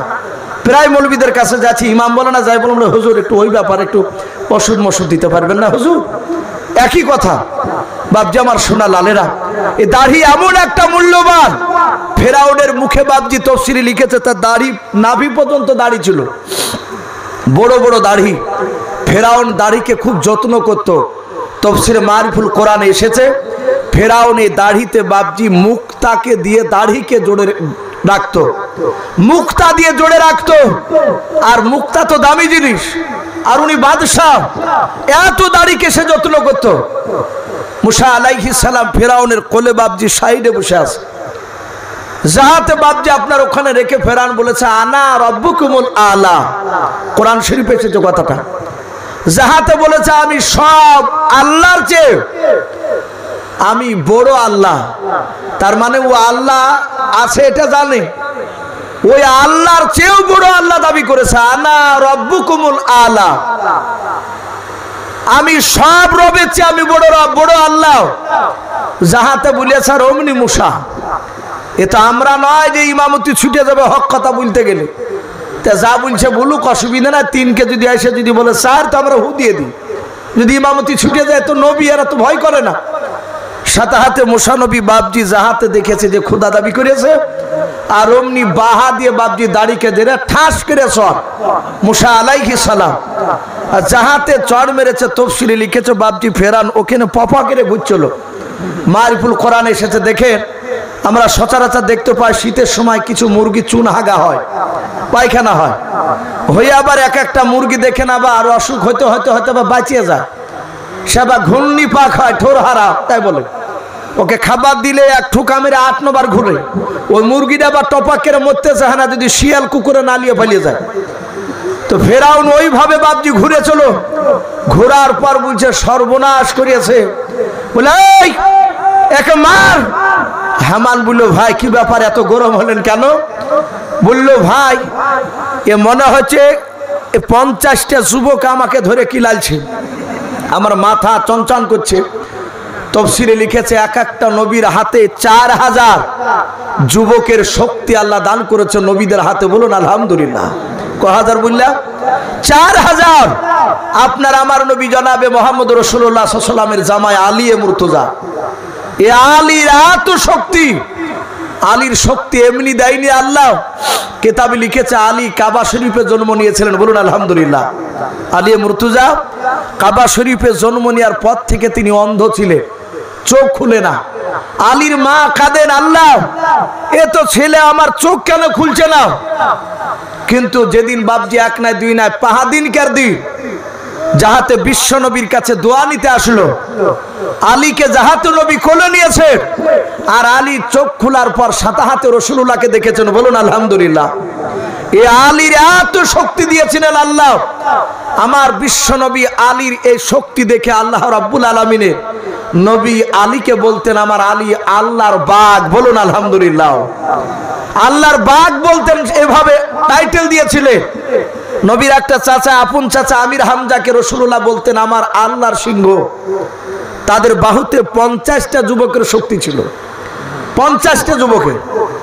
আর নবীদের হাতে বাবজি ক হাজার যুবকের বললাম? 4000। এই হযরত আলী মুর্তজা বাড়ি থেকে বেরিয়ে গেছে। নবীজি যুদ্ধের ডাক দিয়েছে। হযরত আলীর স্ত্রী রাসূলুল্লাহর কলিজার টুকরা বিটি ফাতেমা। নবী বললেন, ওগো মা ফাতেমা, আমার আলী ঘরে নাই? বলে নাই। বলে দেখো তিনি জুলফিকার তলোয়ার আছে কিনা। আলী যে তলোয়ারটা নিয়ে যুদ্ধ করতেন সে তলোয়ারটার নাম কি বললাম? জুলফিকার। এ তলোয়ার জুলফিকার ও দুই দিকে কাটতো, ও মারতো তাও কাটতো, আবার এমনি করে তুলতে গেলে অপর দিয়ে কাটতো। আমরা বাঞ্চা বলি না, ওই গাছ কাটা করাত, যাতো কাটা আসতেও কাটে। এই জুলফিকার তলোয়ার এত তেজে ছিল।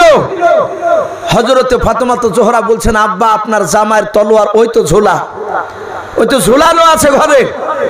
রাসূলুল্লাহ জানেন যুদ্ধের ডাক শুনলে আলী আর থাকবে না, দৌড়াবে।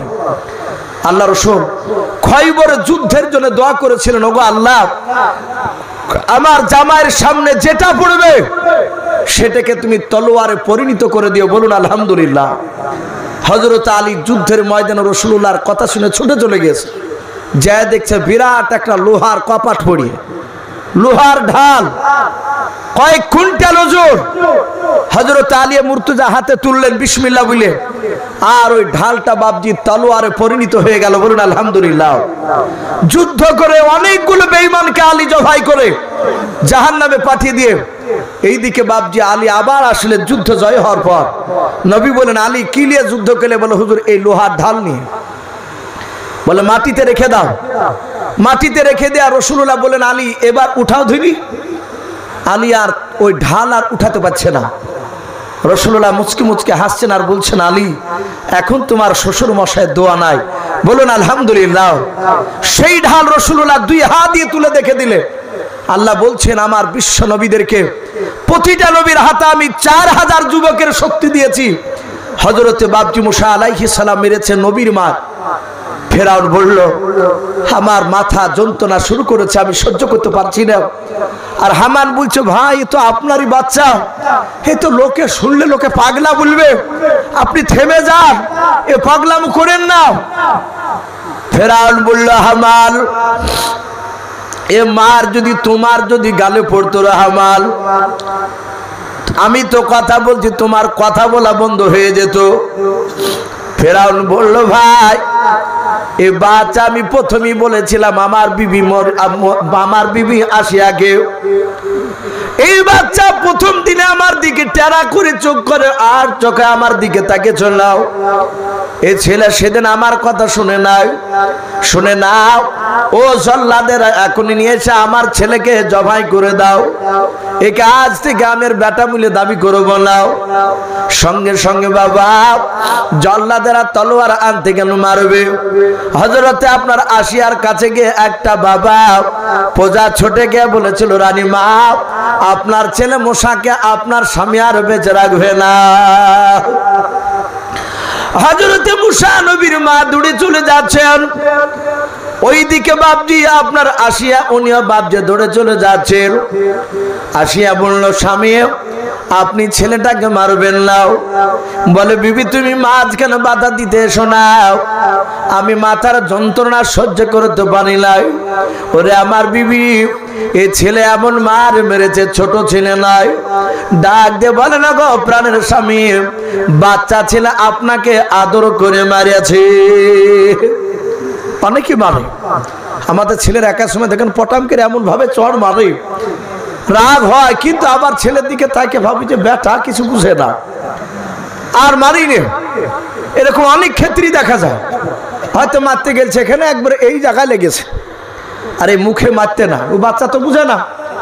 আসিয়া বলল, এই তো বাচ্চা ছেলে মেরেছে। বলে বিবি আদরের মাল্লাই, এই জানিয়ে শুনে মেরেছে। বলে যদি জানিয়ে শুনে যদি মারে তাহলে একটু পরীক্ষা করে। বলে পরীক্ষা কি? আসিয়া জানছেন যে ঠিকই করেছে, এই তো শুনে না, কিন্তু এটা তার বলছে না। তো বললো কি করবা? বলে এই বাচ্চা ছেলে তাই অবুঝ, এ প্রমাণ করবা কি করে? বলে আগুন আর মিষ্টি জিনিসদের, যদি আগুনে যদি হা দেয় তাহলে জানতে হবে ছেলে অবুঝ, বুঝে না, আপনাকে চড় মেরেছে। আর যদি মিষ্টিতে যদি হা দেয় তাহলে জানতে হবে আপনাকে জানিয়ে শুনি চাপালছে। বলে কথা ঠিক।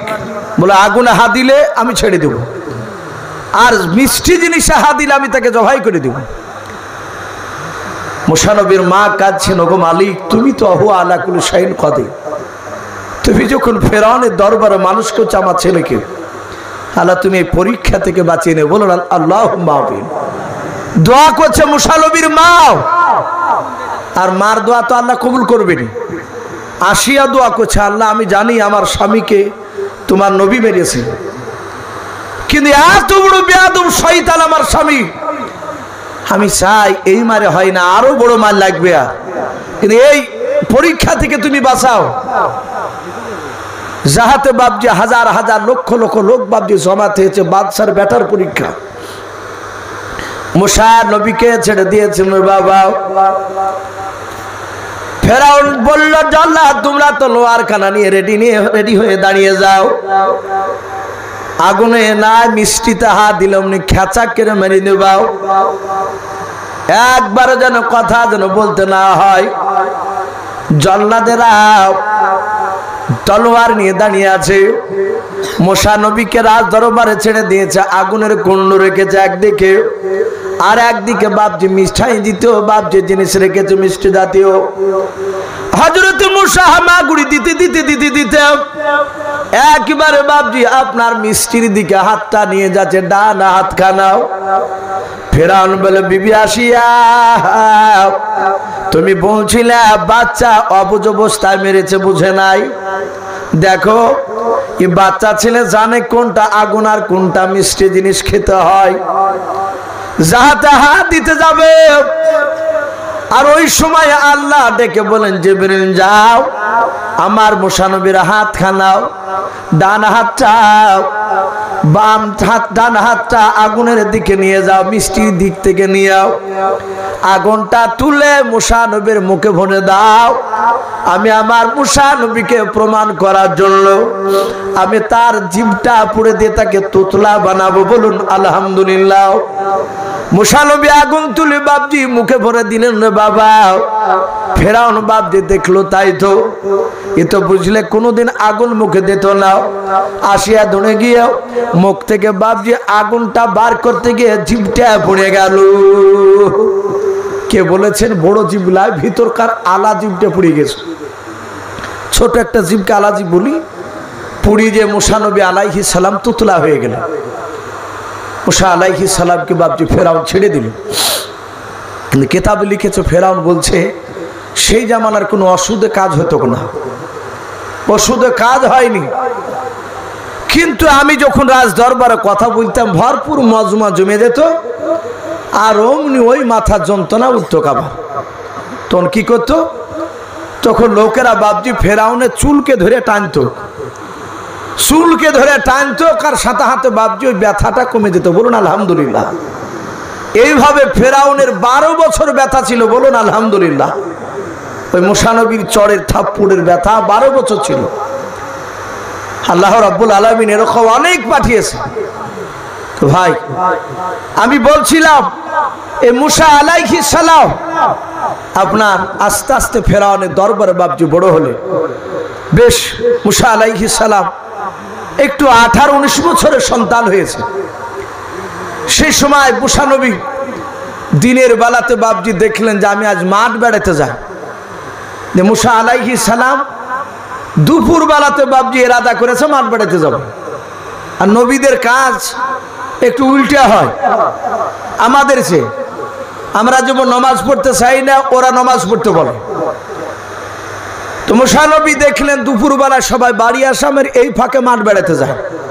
মাঠে যে দেখছে গোটা মাঠের মধ্যে দুটো লোক, একটা লোককে বাপজি লাঠি দিয়েই মারে, সেই মার একজনাতে মারছে।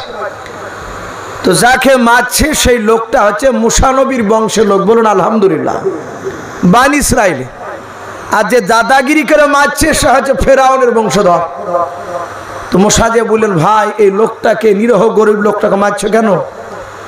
বলছে, মুসাই তুই ফেরাউনের বেটা হতে পারিস, এই দুপুর বেলাতে কি করতে হেছিস, যা বাড়ি যা। মুসা নবী বললো, ভাই একে মারছো কেন? তাই বললো, বলে এই বুঝাটা নিয়ে যেতে বলেছি, বুঝাও পারবো না তাই বলছে। বলে এই 2 বারে নিয়ে যাবে, আর আমি ওকে বলছি একবারই নিয়ে যেতে হবে, কারণ বাদশাহ গুড়া তার বংশ লোক গুড়া। তো মুসা নবী বললেন, ভাই 2 বার পারে, একবারে দিবা? বলে মুসাই ওকে একবারই নিয়ে যেতে হবে, আমি এক কথার মালিক। মুসা নবী দেখলেই তো শুনবে না, সোজা আঙুলে ঘি উঠে না। আর ওই লোকটা বারবার মুসা নবীকে বলছেন, ভাই আমাকে মেরে ফেলছে, আমাকে মেরে ফেলবে, ভাই আপনি একটু বাঁচান। আর অমনি মুসা আলাইহিস সালাম হাতকে এমনি করে গোটাছে। তফসিরে লিখেছে, মুসা নবীর একটা ছোট থেকে অভ্যাস ছিল জামাকে ভাবে গোটাতে। আমরা অনেকে দেখেন জামা এমনি করে গোটায়, মুসা নবী হাত গুটিয়ে বাপজি আস্তে করে এভাবে মেরেছে। আর ওই যে 4000 যুবকের শক্তি, যাহাতে মারিয়াছে, আর অমনি 7 হাতে দাঁড়াস করে পড়ে বাপজি মরে গেছে। মুসা নবী বললেন, ভাই এটা নাকে হাত দিয়ে দেখো দিনি। তো উনি বলছে, ভাই ও শালা মরিয়াছে, ঠিকই হয়েছে যে মার খাই চলো সে। তো বলে, কেন ভাই? বলে, তুমি না আসলে আমাকে তো মারিয়ে ফেলতো। বলে, ঠিকই হয়েছে, বেয়াদব মরিয়াছে। বলো, ভাই আমি তো মারিয়ে ফেলবো বলে মারিনি, কিন্তু ভাই শোনো, এ তুমি আর আমি আর জানছে আল্লাহ, আর ও জানতো যে আমি মুসা মারিয়েছি ওকে, কিন্তু জানি তো লাভ নাই। বলে, ঠিক আছে ভাই আমি কাউকে বলবো না। মুসা বললো, কাউকে যেন ভাই কথা যেন বললো না। বললো, ভাই আমি কাউকে বলবো না। মুসা নবীর এলাকায় বাপজি মাঠে ওই লোকটাকে মরা দেখে তফসিরে লিখেছে, ফেরাউনের সে আবার ফুপায় তো ভাই ছিল আপন, নিজের মানুষ। হামান যে বললো, তুমি আল্লাহ দাবি করিয়েছো, আর ওই যে তোমার মাঠে লাশ পড়িয়ে, তাহলে কে মারলো তাহলে তুমি জানো না? ফেরাউন বলছে, না এ তো অসুবিধা। তা হামান বলে, একটু চালাকি করে বলো গা, আমি জানি কিন্তু নাম করব না, কিন্তু আসামি যে ধরে দিবে তাকে দেখি আমার প্রজারা আসামি খোঁজ করে কিনা, একটু কৌশল করে বলেন গা, নাহলে মান সম্মান কিছু থাকবে না আপনার। ফেরাউন দেখলো ভারী বিপদ, বলে আসামি যে ধরে দিতে পারবে তাকে 50,000 টাকা নাম দেওয়া হবে। লোকেরা এই যে ফেরাউন জানে না এ কথা কেউ বলছে না, মানে ফেরাউন আগে বলেছে আমি সব জানি, জানার পর দেখি নাম তোমরা বলো কিনা, একটু কৌশল করে কথা বলেছে। আর ফেরাউনের গোটা রাত দিন ঘুম হয় না, যে শালার আল্লাহ দাবি করেছে আমার দেশে আমার ফুফাতো ভাইকে মেরে ফেলাচ্ছে, এ তো ভারী ব্যাপার, বিপদে। 7 হাতে বাপটি তার পরের দিন মুসা নবী আবার গিয়েছে মাঠে যাওয়ার পর দেখছে ওই লোকটাকে, যে লোকটাকে বাঁচাল ছিল তার আগাদি, ওই লোকটাকে দেখছে বাপজি আর একটা লোকে ধরে মারছে। আর যে মারছিল গতকালকে সে তো আর বেঁচে নাই। তো মুসা নবী কাছে যে মুখের দিকে তাকে বলছে, ভাই তুমি সেই লাই? তাই বলেছ কি? ও তো জানছে যে আমাকে কি বলতে চাইছে মুসাতা। মুসা নবী বলছেন, ভাই তুমি গতকালকে সেই লাই? তো বলছে, হ্যাঁ ভাই। তো মুসা নবী পয়গম্বর এভাবে বাপজি হাত গোটাচ্ছেন আর বলছেন, ভাই এই তোমা কি রোজ রোজ মারে, ব্যাপারটা কি? যাহাতে বাপজি আই বলেছে। আর অমনি ওই লোকটা বলছে, মুসা তুমি গতকালকে হাত গুটিয়ে ওই লোকটাকে মারিয়ে ফেলাইছো, ফেরাউনের ফুফাতো ভাইকে। আজ তুমি আমাকে মারবা নাকি? তুমি মারিয়ে দেখো। একবার সে পিক আপ নিয়ে ফেলাইছো। মুসা আলাইহিস সালাম যাহাতে বাপজি ওকে তো ওইভাবে কথা বলতে যায়নি, যে মারছিল বলে কি বললি? বলে গতকালকে তাহলে মুসাই মারিয়েছে আসামি, এই আসামি। আরে বেটা তুমি ওর বাড়িতে যে ঘুমাইছো, আর ফেরাউন জানতে পারিনি 50,000 টাকা বাবা নাম করতে পারলি। অমনি লাঠিকে ফেলে দেই ফেরাউনের দরবার। মুসা নবী বলেন, ভাই রে আমি তোমাকে গতকালকে বারণ করেছিলাম, যে কথা তুমি কাউকে বলো না, আজ কেন তুমি আমার নামটা বলে দিলে বলো। হযরত মুসা নবীর কথা শুনে বাবা ওই যুবক ছেলেটা বাপজি মুসা নবীর পা দোকানা জুড়ে ধরে বলেন, ভাই তোমার হাত গোটানো দেখে আমার কলজার পানি শুকে গিয়েছিল। গতকালকে টুক করে মারলে আর ছেলেটা মারা গেল। আমি ভেবেছিলাম তুমি আজকে আমাকে মারবাও, তাই মারের ভয় মৃত্যুর ভয় আমি কথাটা বলে ফেলেছি, ভাই আমাকে মাফ করো। মুসা নবী বলেন, ভাই আমি তোমাকে মাফ করে দিলাম, কিন্তু ভাই আর ফেরাউনের বাড়িতে আমি আর থাকতে পারবো না। বলো ভাই আগামী কালকে আবার যদি ওই লোকটা মারে কে আমাকে বাঁচাবে? বলে জানি না। এই ভাই আমি আর পিছন দিকে গেলাম না, ফেরাউনের দেশ ছেড়ে আমাকে এখনই পালিয়ে যাওয়া লাগবে, না হলে ফেরাউন আমাকে মেরে ফেলবে। ছোট থেকে তার রাগ আছে, চর মেরেছি এখনো তার মাথাতে ব্যথা ওঠে মাঝে মাঝে। দেখবেন বাবা যারা ছোট্টবেলায় বাপ যে আপনার ফুটবল প্রেমিক হয়, যারা ফুটবল খেলে তাদের দেখবেন অনেকের আঙুল ভাঙা থাকে, হাঁটুতে বাপজি কালসিনে দাগ বা রক্ত জমে থাকে। অনেক সময় যুবক কালে বুঝতে পারে না, যখন 40 বছর বাপজি 50 বছর পার হবে ওই লাগা জায়গাগুলো মাঝে মাঝে বাপজি ব্যথা হয় না, তখন ডাক্তারের কাছে ছোটে বলে ভাই আর আমি এইদিকে যাব না, আমাকে মেরে ফেলবে। মুসা নবী সোজা বাপজি চলে গেলেন একেবারে মিশরের বাপজি আপনার ফেরাউনের রাজ্য দেশ ছেড়ে দিয়াও নতুন একটা শহরে বাপজি পৌঁছালেন। কোরআন শরীফের শহরটার নাম পাওয়া যায় মাদাইন। কি বললাম? মাদিয়ান। আমরা মাদাইন শহর বলি বাংলাতে। এই মাদাইন শহরে গিয়ে বাপজি হযরত মুসা নবী গিয়ে পৌঁছালেন। যায়া খাজুর বাগানে দাঁড়িয়ে আছে, চিন্তা করছেন থাকবো কোথায়, কে থাকতে দিবে আমাকে? এ বিদেহা জায়গা, আমি তো এখানকার লোককে আমি চিনি না। ঘন্টা খানিক ধরে বাপজি দাঁড়িয়ে থাকতে থাকতে দেখছো ওই খাজুর বাগানে মুসা নবী যেখানে বাপজি দাঁড়িয়েছে ওখান থেকে 10 হাত দূরে দেখছে দুটো মেয়ে, ছোট ছোট বাপজি দুটো মেয়েতে ছাগল হাতে করে দড়িতে বাঁধিয়ে নিয়ে দাঁড়িয়েছে। এরাও 2 ঘন্টা ধরে দাঁড়িয়ে, মুসা নবী 2 ঘন্টা ধরে দাঁড়িয়ে। মুসা নবী পেছন দিক থেকে বলছে, ওগো বোন, এই বোন, আমি 2 ঘন্টা ধরে এখানে বসে বসে দেখছি দাঁড়িয়ে, তোমরা তো দাঁড়িয়েছো, ব্যাপারটা কি বাড়িয়েছে না কেন? তখন মেয়া দুটি এভাবে মুসা নবীর দিকে একবার তাকানোর পরে আর তাকালেন না, মুখটা ফিরে নিলেন। ফিরে নেওয়ার পরে সাথে হাতে বাপজি বললেন যে আমরা ছাগলকে চড়ালছি, পানি খাওয়াবো। ওই দেখো ছেলেরা সব পানি পান করাচ্ছে ঝর্ণা থেকে, ওরা চলে যাবে, তারপর আমি পানি পান করি নিয়ে বাড়ি যাব, আমাদের রাত হয় যেতে। মুসা আলাইহিস সালাম বললেন, বোন তাহলে এখনো তো অনেক দেরি, আমাকে একটু সময় দাও, আমাকে যদি দাও ছাগল দুটো তাহলে পানি পান করলে এসে চলে আসবো খেয়ে। বলা অসুবিধা নাই, তাহলে খুব ভালো হয়। পাঠিয়ে দিল। মুসা নবী যে পানি খাইতে বাপজি জাহাতে চাইলে, ভাই আমরা উঠবো না ভাই, এ দেখেন 1:30টা পার হয়ে গেল, ইনশাল্লাহ এখনই দোয়া করবার কয়েক মিনিটের মধ্যেই। যেহেতু বাপজি ঘুম একটা আল্লাহর বড় নিয়ামত, আমরা হয়তো এলাকার প্রথা হয়ে গেছে যত রাত পর্যন্ত মাইক বাজবে আমরা তত ভাবি যে জালসা মনে হয় বড়ই হলো।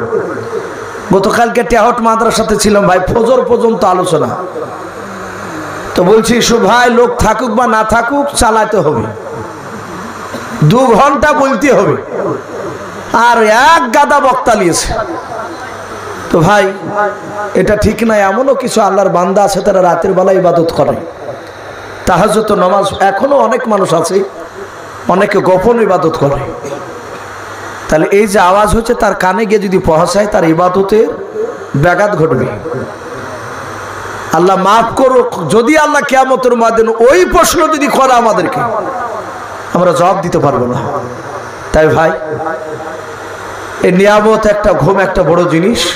আপনারা অনেকে চাষি মানুষ যারা এখানে আছে দেখেছি, গভীর রাত্রিবেলা যারা ওয়াজ শুনে তারা শিক্ষিত মানুষ খুব কমই থাকে, মাঠে কাটা মানুষ, হয়তো তারা কোরআনকে ভালোবাসে তাই বসে থাকে।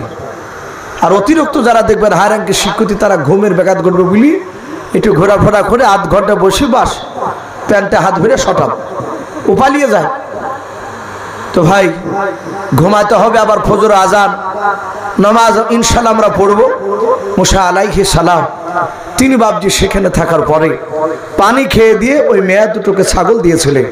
ওই মেয়া দুটোর কথা তফসিরে লিখেছে, ওই মেয়া দুটো ছিল হযরতে শুআয়ব নবী আলাইহিস সালামের কলিজা টুকরা বিটি। বলুন আলহামদুলিল্লাহ।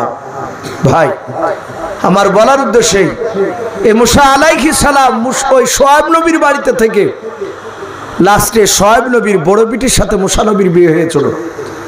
বিয়ে করার পরে 6-7 দিন পরই শুআয়ব নবী বললেন 6-7 দিন থাকলে বিয়ের পরে আগে যা থেকেছে তখন আমার বাড়িতে রাখাল সাজে, কিন্তু আমার বিটির সাথে বিয়ে দেওয়ার পর 6-7 দিন থাকলে জামাই হিসাবে আর থাকতে হবে না।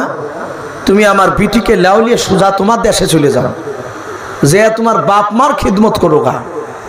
এটা মুসা নবীকে তার শ্বশুর মশাই নিষেধ করছে।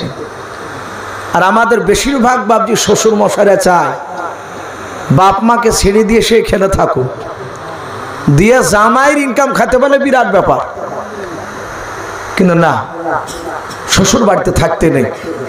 আমরা অনেক যুবকরা থাকি, আবার অনেকে বসে বসে কান্দে শুদ্ধি বাসি ভাত খাইতে দেয়, যাহাতে শ্বশুর বাড়ি থাকতে লাগে, মান থাকে না। তাই জন্য বাপজি ওটা বড় কথা নয়, কিন্তু কোরআন হাদিস দিক দিয়েও লক্ষ্য করলে পাওয়া যাবে যে শ্বশুর বাড়িতে থাকতে নেই।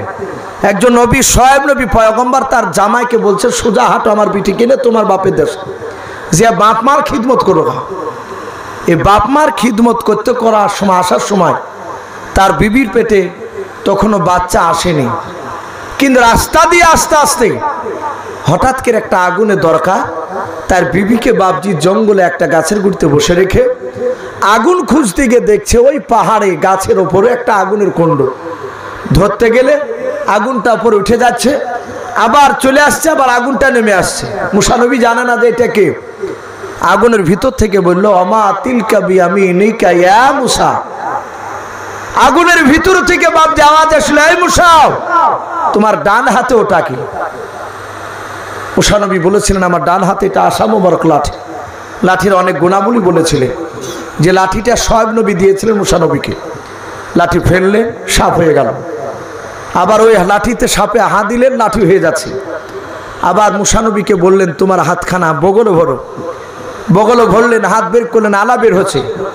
বলে আপনাকে জানি না এই আলা বের হচ্ছে কেন? আগুনের ভিতর থেকে বললে এই মুসা আমি তোমার আল্লাহ। বলুন আলহামদুলিল্লাহ। বলে আল্লাহ আপনি? বলে হ্যাঁ। বলে আলা বন্ধ হবে কি করে? বলে তুমি বগল ভরে সাপ দাও, বগলটাই হচ্ছে সুইচ, সাপ দিবা জ্বলবে, সাপ দিবা বন্ধ হবে। যাহা তো হয়ে গেল। আল্লাহ বললেন মুসা আর তোমার বিবির কাছে আগুন নিয়ে যাইতে যাওয়া লাগবে না, তোমার বিবিকে দেখাশোনার দায়িত্ব আমার। এই মুসা এক্ষুনি তোমাকে নবুয়ত দান করলাম, যাও তুমি নবী এখন মুসা প্রকাশ হয়ে গেলে, তুমি ফেরাউনের দরবারে কলমার দাওয়াত নিয়ে যাও। বলুন আলহামদুলিল্লাহ। মুসা নবী বললেন আল্লাহ মাফ করবেন, আমি ছোটবেলায় আগুন তুলে মুখে খেতে গিয়ে জিভ পড়ে গেছে, তো তুমি করেছো। ওগো মাওলা তুমি তো সবই জানো। আমার কথাটা তুতলা, ফেরাউন সব কথা বুঝতে পারতো না, এখন গিয়ে কথা বললে সব বুঝতে পারবে না। আল্লাহ বলেন মুসা তুমি কি চাও? বলে আল্লাহ আপনি আমার বড় ভাই হারুনকে নবী করে দেন। বলুন আলহামদুলিল্লাহ। আল্লাহ বললেন নবী করে দিব? বলে হ্যাঁ। বলে যাও তোমার বড় ভাই হারুনকে নবী বানিয়ে দিলা। ভাই মুসা নবীর ভাই হারুন জানি না যে নবী, তা তখন তার পর্দা মর্দা সব বুঝতো না। মুসা নবীর বড় ভাই হারুন একদম বান্না মেরেছে। বান্না মারা বলেন নাকি না নেংটি মারা বলেন? কিছু মানুষ দেখেন জমিতে বাপজি কুদাল দিয়ে যদি যায়, আর যা যদি বাপজি কাপড় যদি জোড়ো করে ঠিক 2 তাল বাড়ি করে দিয়ে যদি বাপজি বসেও, তাহলে জানতে হবে আল কাটতে বসেছেও। এমন শুরু করে আল কাটবে। তো ও বাপজি সে বান্না মেরে ছাগল চড়াচ্ছে, দুম্বা চড়াচ্ছে। আর মুসা নবী যে বলছে আসসালামু আলাইকুম নবী ভাই কেমন আছেন? তখন হারুন বলছে যে টিটকারি মাছিস কেন? আমি নবী কবে থেকে হইলাম? বলে এই দেখো সার্টিফিকেট নবীর আল্লাহর কাছ থেকে নিয়ে এসেছি, বলুন আলহামদুলিল্লাহ।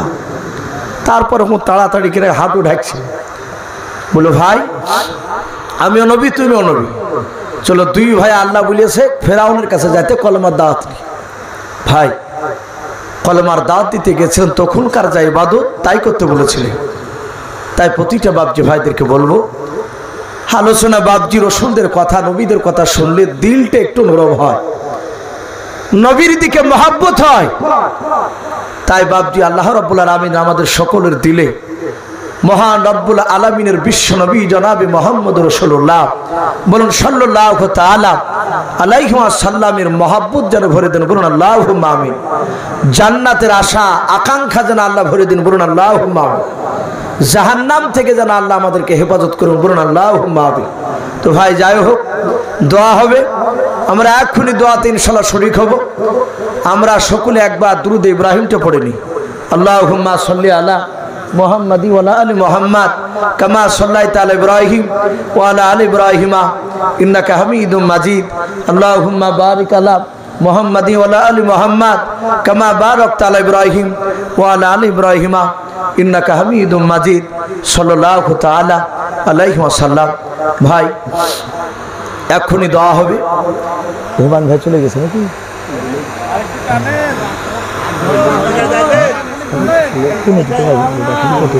ভাই দেখেন আমারও 2 ঘন্টা প্রায় পার হয়ে গেল। না ভাই আমি কিছু বুঝতে পারছি, আমি আর অনুরোধ আপনাদেরকে করছি, কারণ দেখেন আগামীকাল গর্ব করা নাই ভাই, আগামীকাল বা 2 জায়গায় বেকায়দা পড়ে গেছে, তীরমোহনীতে আর ওই ছেতিয়ানি বলে একটা জায়গা আছে মরাদিঘি বেলডাঙ্গার কোন দিকে এইদিকে পড়ছে। তো ওইখানে আবার গিয়ে বাপজি আলোচনা কালকে, এভাবে তো প্রতিদিন এখন চাঁদ রাতের আগাদিন পর্যন্ত। তো যাই হোক, তো যাই ভাই একটু বসেন বাপ, একটু দোয়া হবে। আলহামদুলিল্লাহ আপনারা আমাকে ভালোবাসেন দেখেছি, এরাও বাপজি আপনার ভালোবাসে বলিয়ে এই কয়েক বছর থেকে বাপজি ডাকছে। সবচেয়ে দেখেছি এনায়েতুল্লাহ ভাই খুবই ভালোবাসে। তো যাই হোক ভাই জান এই মসজিদের ইমাম, আমরা দোয়া করব যেন আমার এনায়েতুল্লাহ ভাই হাফেজকে এই মসজিদের যেন যোগ্য ইমাম হিসাবে যেন কবুল করুন, বলুন আল্লাহুম্মা আমিন, আল্লাহুম্মা আমিন। ভাই আমরা একবার সকলে তওবা করেন, আস্তাগফিরুল্লাহ রাব্বি মিন কুল্লি যামবি ওয়া আতুবু ইলাইহি লা হাওলা ওয়ালা কুওয়াতা ইল্লা বিল্লাহিল আলিয়্যিল আযীম। আরেকবার পড়ুন আস্তাগফিরুল্লাহ রাব্বি মিন কুল্লি যামবি ওয়া আতুবু ইলাইহি লা হাওলা ওয়ালা কুওয়াতা ইল্লা বিল্লাহিল আলিয়্যিল আযীম। কমিটি ভাইরা সব আছে নাকি এখানে? কিছু আছে, যাক আলহামদুলিল্লাহ। তো ভাই এখনই দেওয়া হবে। আমি আপনাদেরকে বলি, আপনারা সকলেই জানেন আমিও আপনাদের জন্য বাপজি দোয়া করব। ভাই একটু শুনি কথাগুলো দিয়ে দোয়া করে দেবেন ইনশাল্লাহ। আমি এনায়েতুল্লাহ ভাইকে একটু দোয়ার জন্য বলবো, ভাই আপনি করে দেন না দোয়া। তো ভাই যাই হোক দোয়াটা এখনই হবে। আপনারা সকলে জানেন, আপনারা হয়তো এতটুকু জানেন যে আমি একটা মাদ্রাসা পড়াই, কিন্তু এনায়েতুল্লাহ ভাই উনি খুবই ভালো জানেন, ওনার যে সাথী একসাথে পড়াশোনা করেছে উনিও আমার মাদ্রাসার মসজিদের ইমাম প্লাস এবং শিক্ষক। উনি ভালোই জানেন। আমি মাঝে মাঝে গল্প করি, আমার পূর্বেকার বক্তা, তার পূর্বেকার বক্তা যে মুফতি জার্জি সাহেব এসেছিলেন, ওনারাও ভালো জানেন, ওনাদের পাশেই বাপজি আমার সে মাদ্রাসা।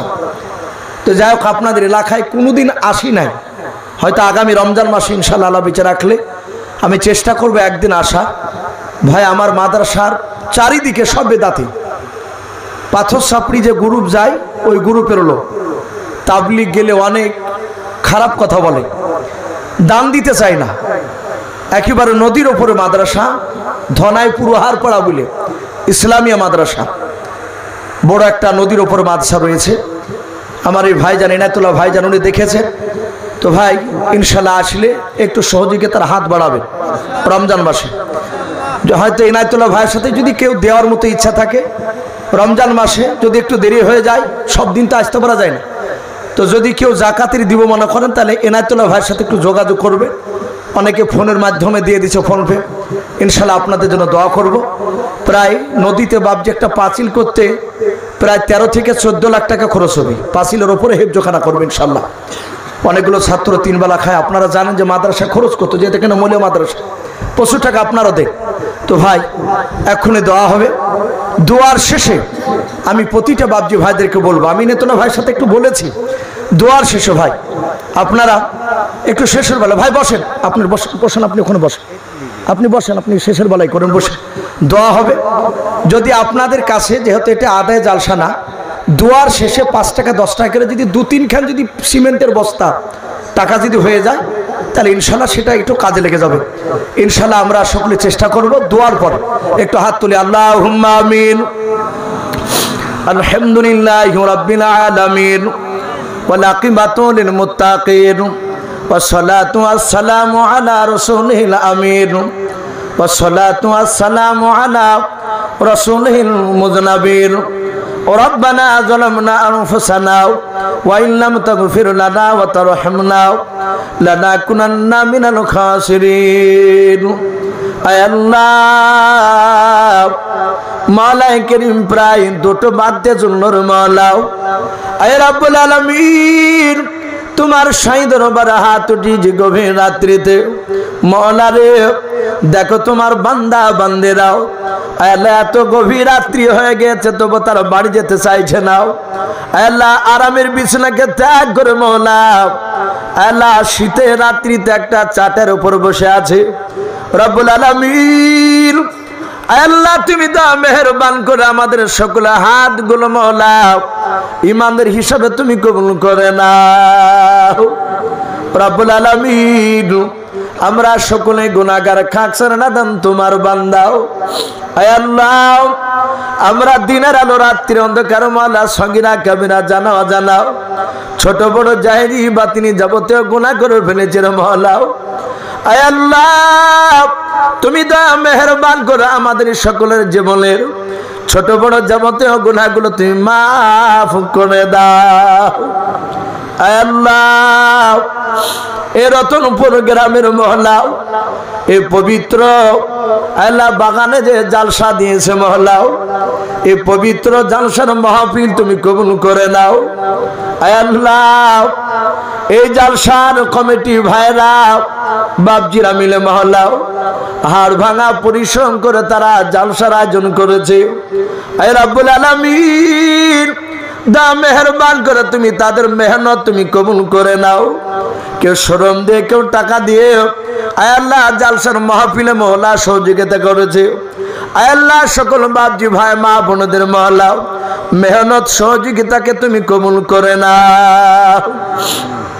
আয় আল্লাহ, এই জালসার যারা কমিটি রয়েছে রে মহল্লা, তুমি তাদের সকলকে হযরত আবু বকর সিদ্দিক রাদিয়াল্লাহু তাআলা আনহুর মতো ঈমান বানিয়ে দাও। তাদের দ্বারা 5 ওয়াক্ত নামাজ তুমি আদায় করিয়ে নাও। আয় আল্লাহ, এই জালসার সভাপতিগণকে তুমি কবুল করে নাও রে মাওলা, বক্তাগণকে তুমি কবুল করে নাও, শ্রোতাগণকে তুমি কবুল করে নাও। আয় আল্লাহ, আমার খুব কাছের বন্ধু এনায়েতুল্লাহ ভাই, আয় আল্লাহ এই গ্রামের মসজিদের ইমাম, আয় আল্লাহ তুমি তার মসজিদের ইমাম হিসেবে তুমি তাকে কবুল করে নাও। আয় আল্লাহ, তুমি তার ইলমিয়াতে তুমি বরকত দাও। আয় আল্লাহ, বারবার তিনি দোয়া চাই রে মাওলা, তুমি তার রুজি রোজগারে তুমি বরকত দাও।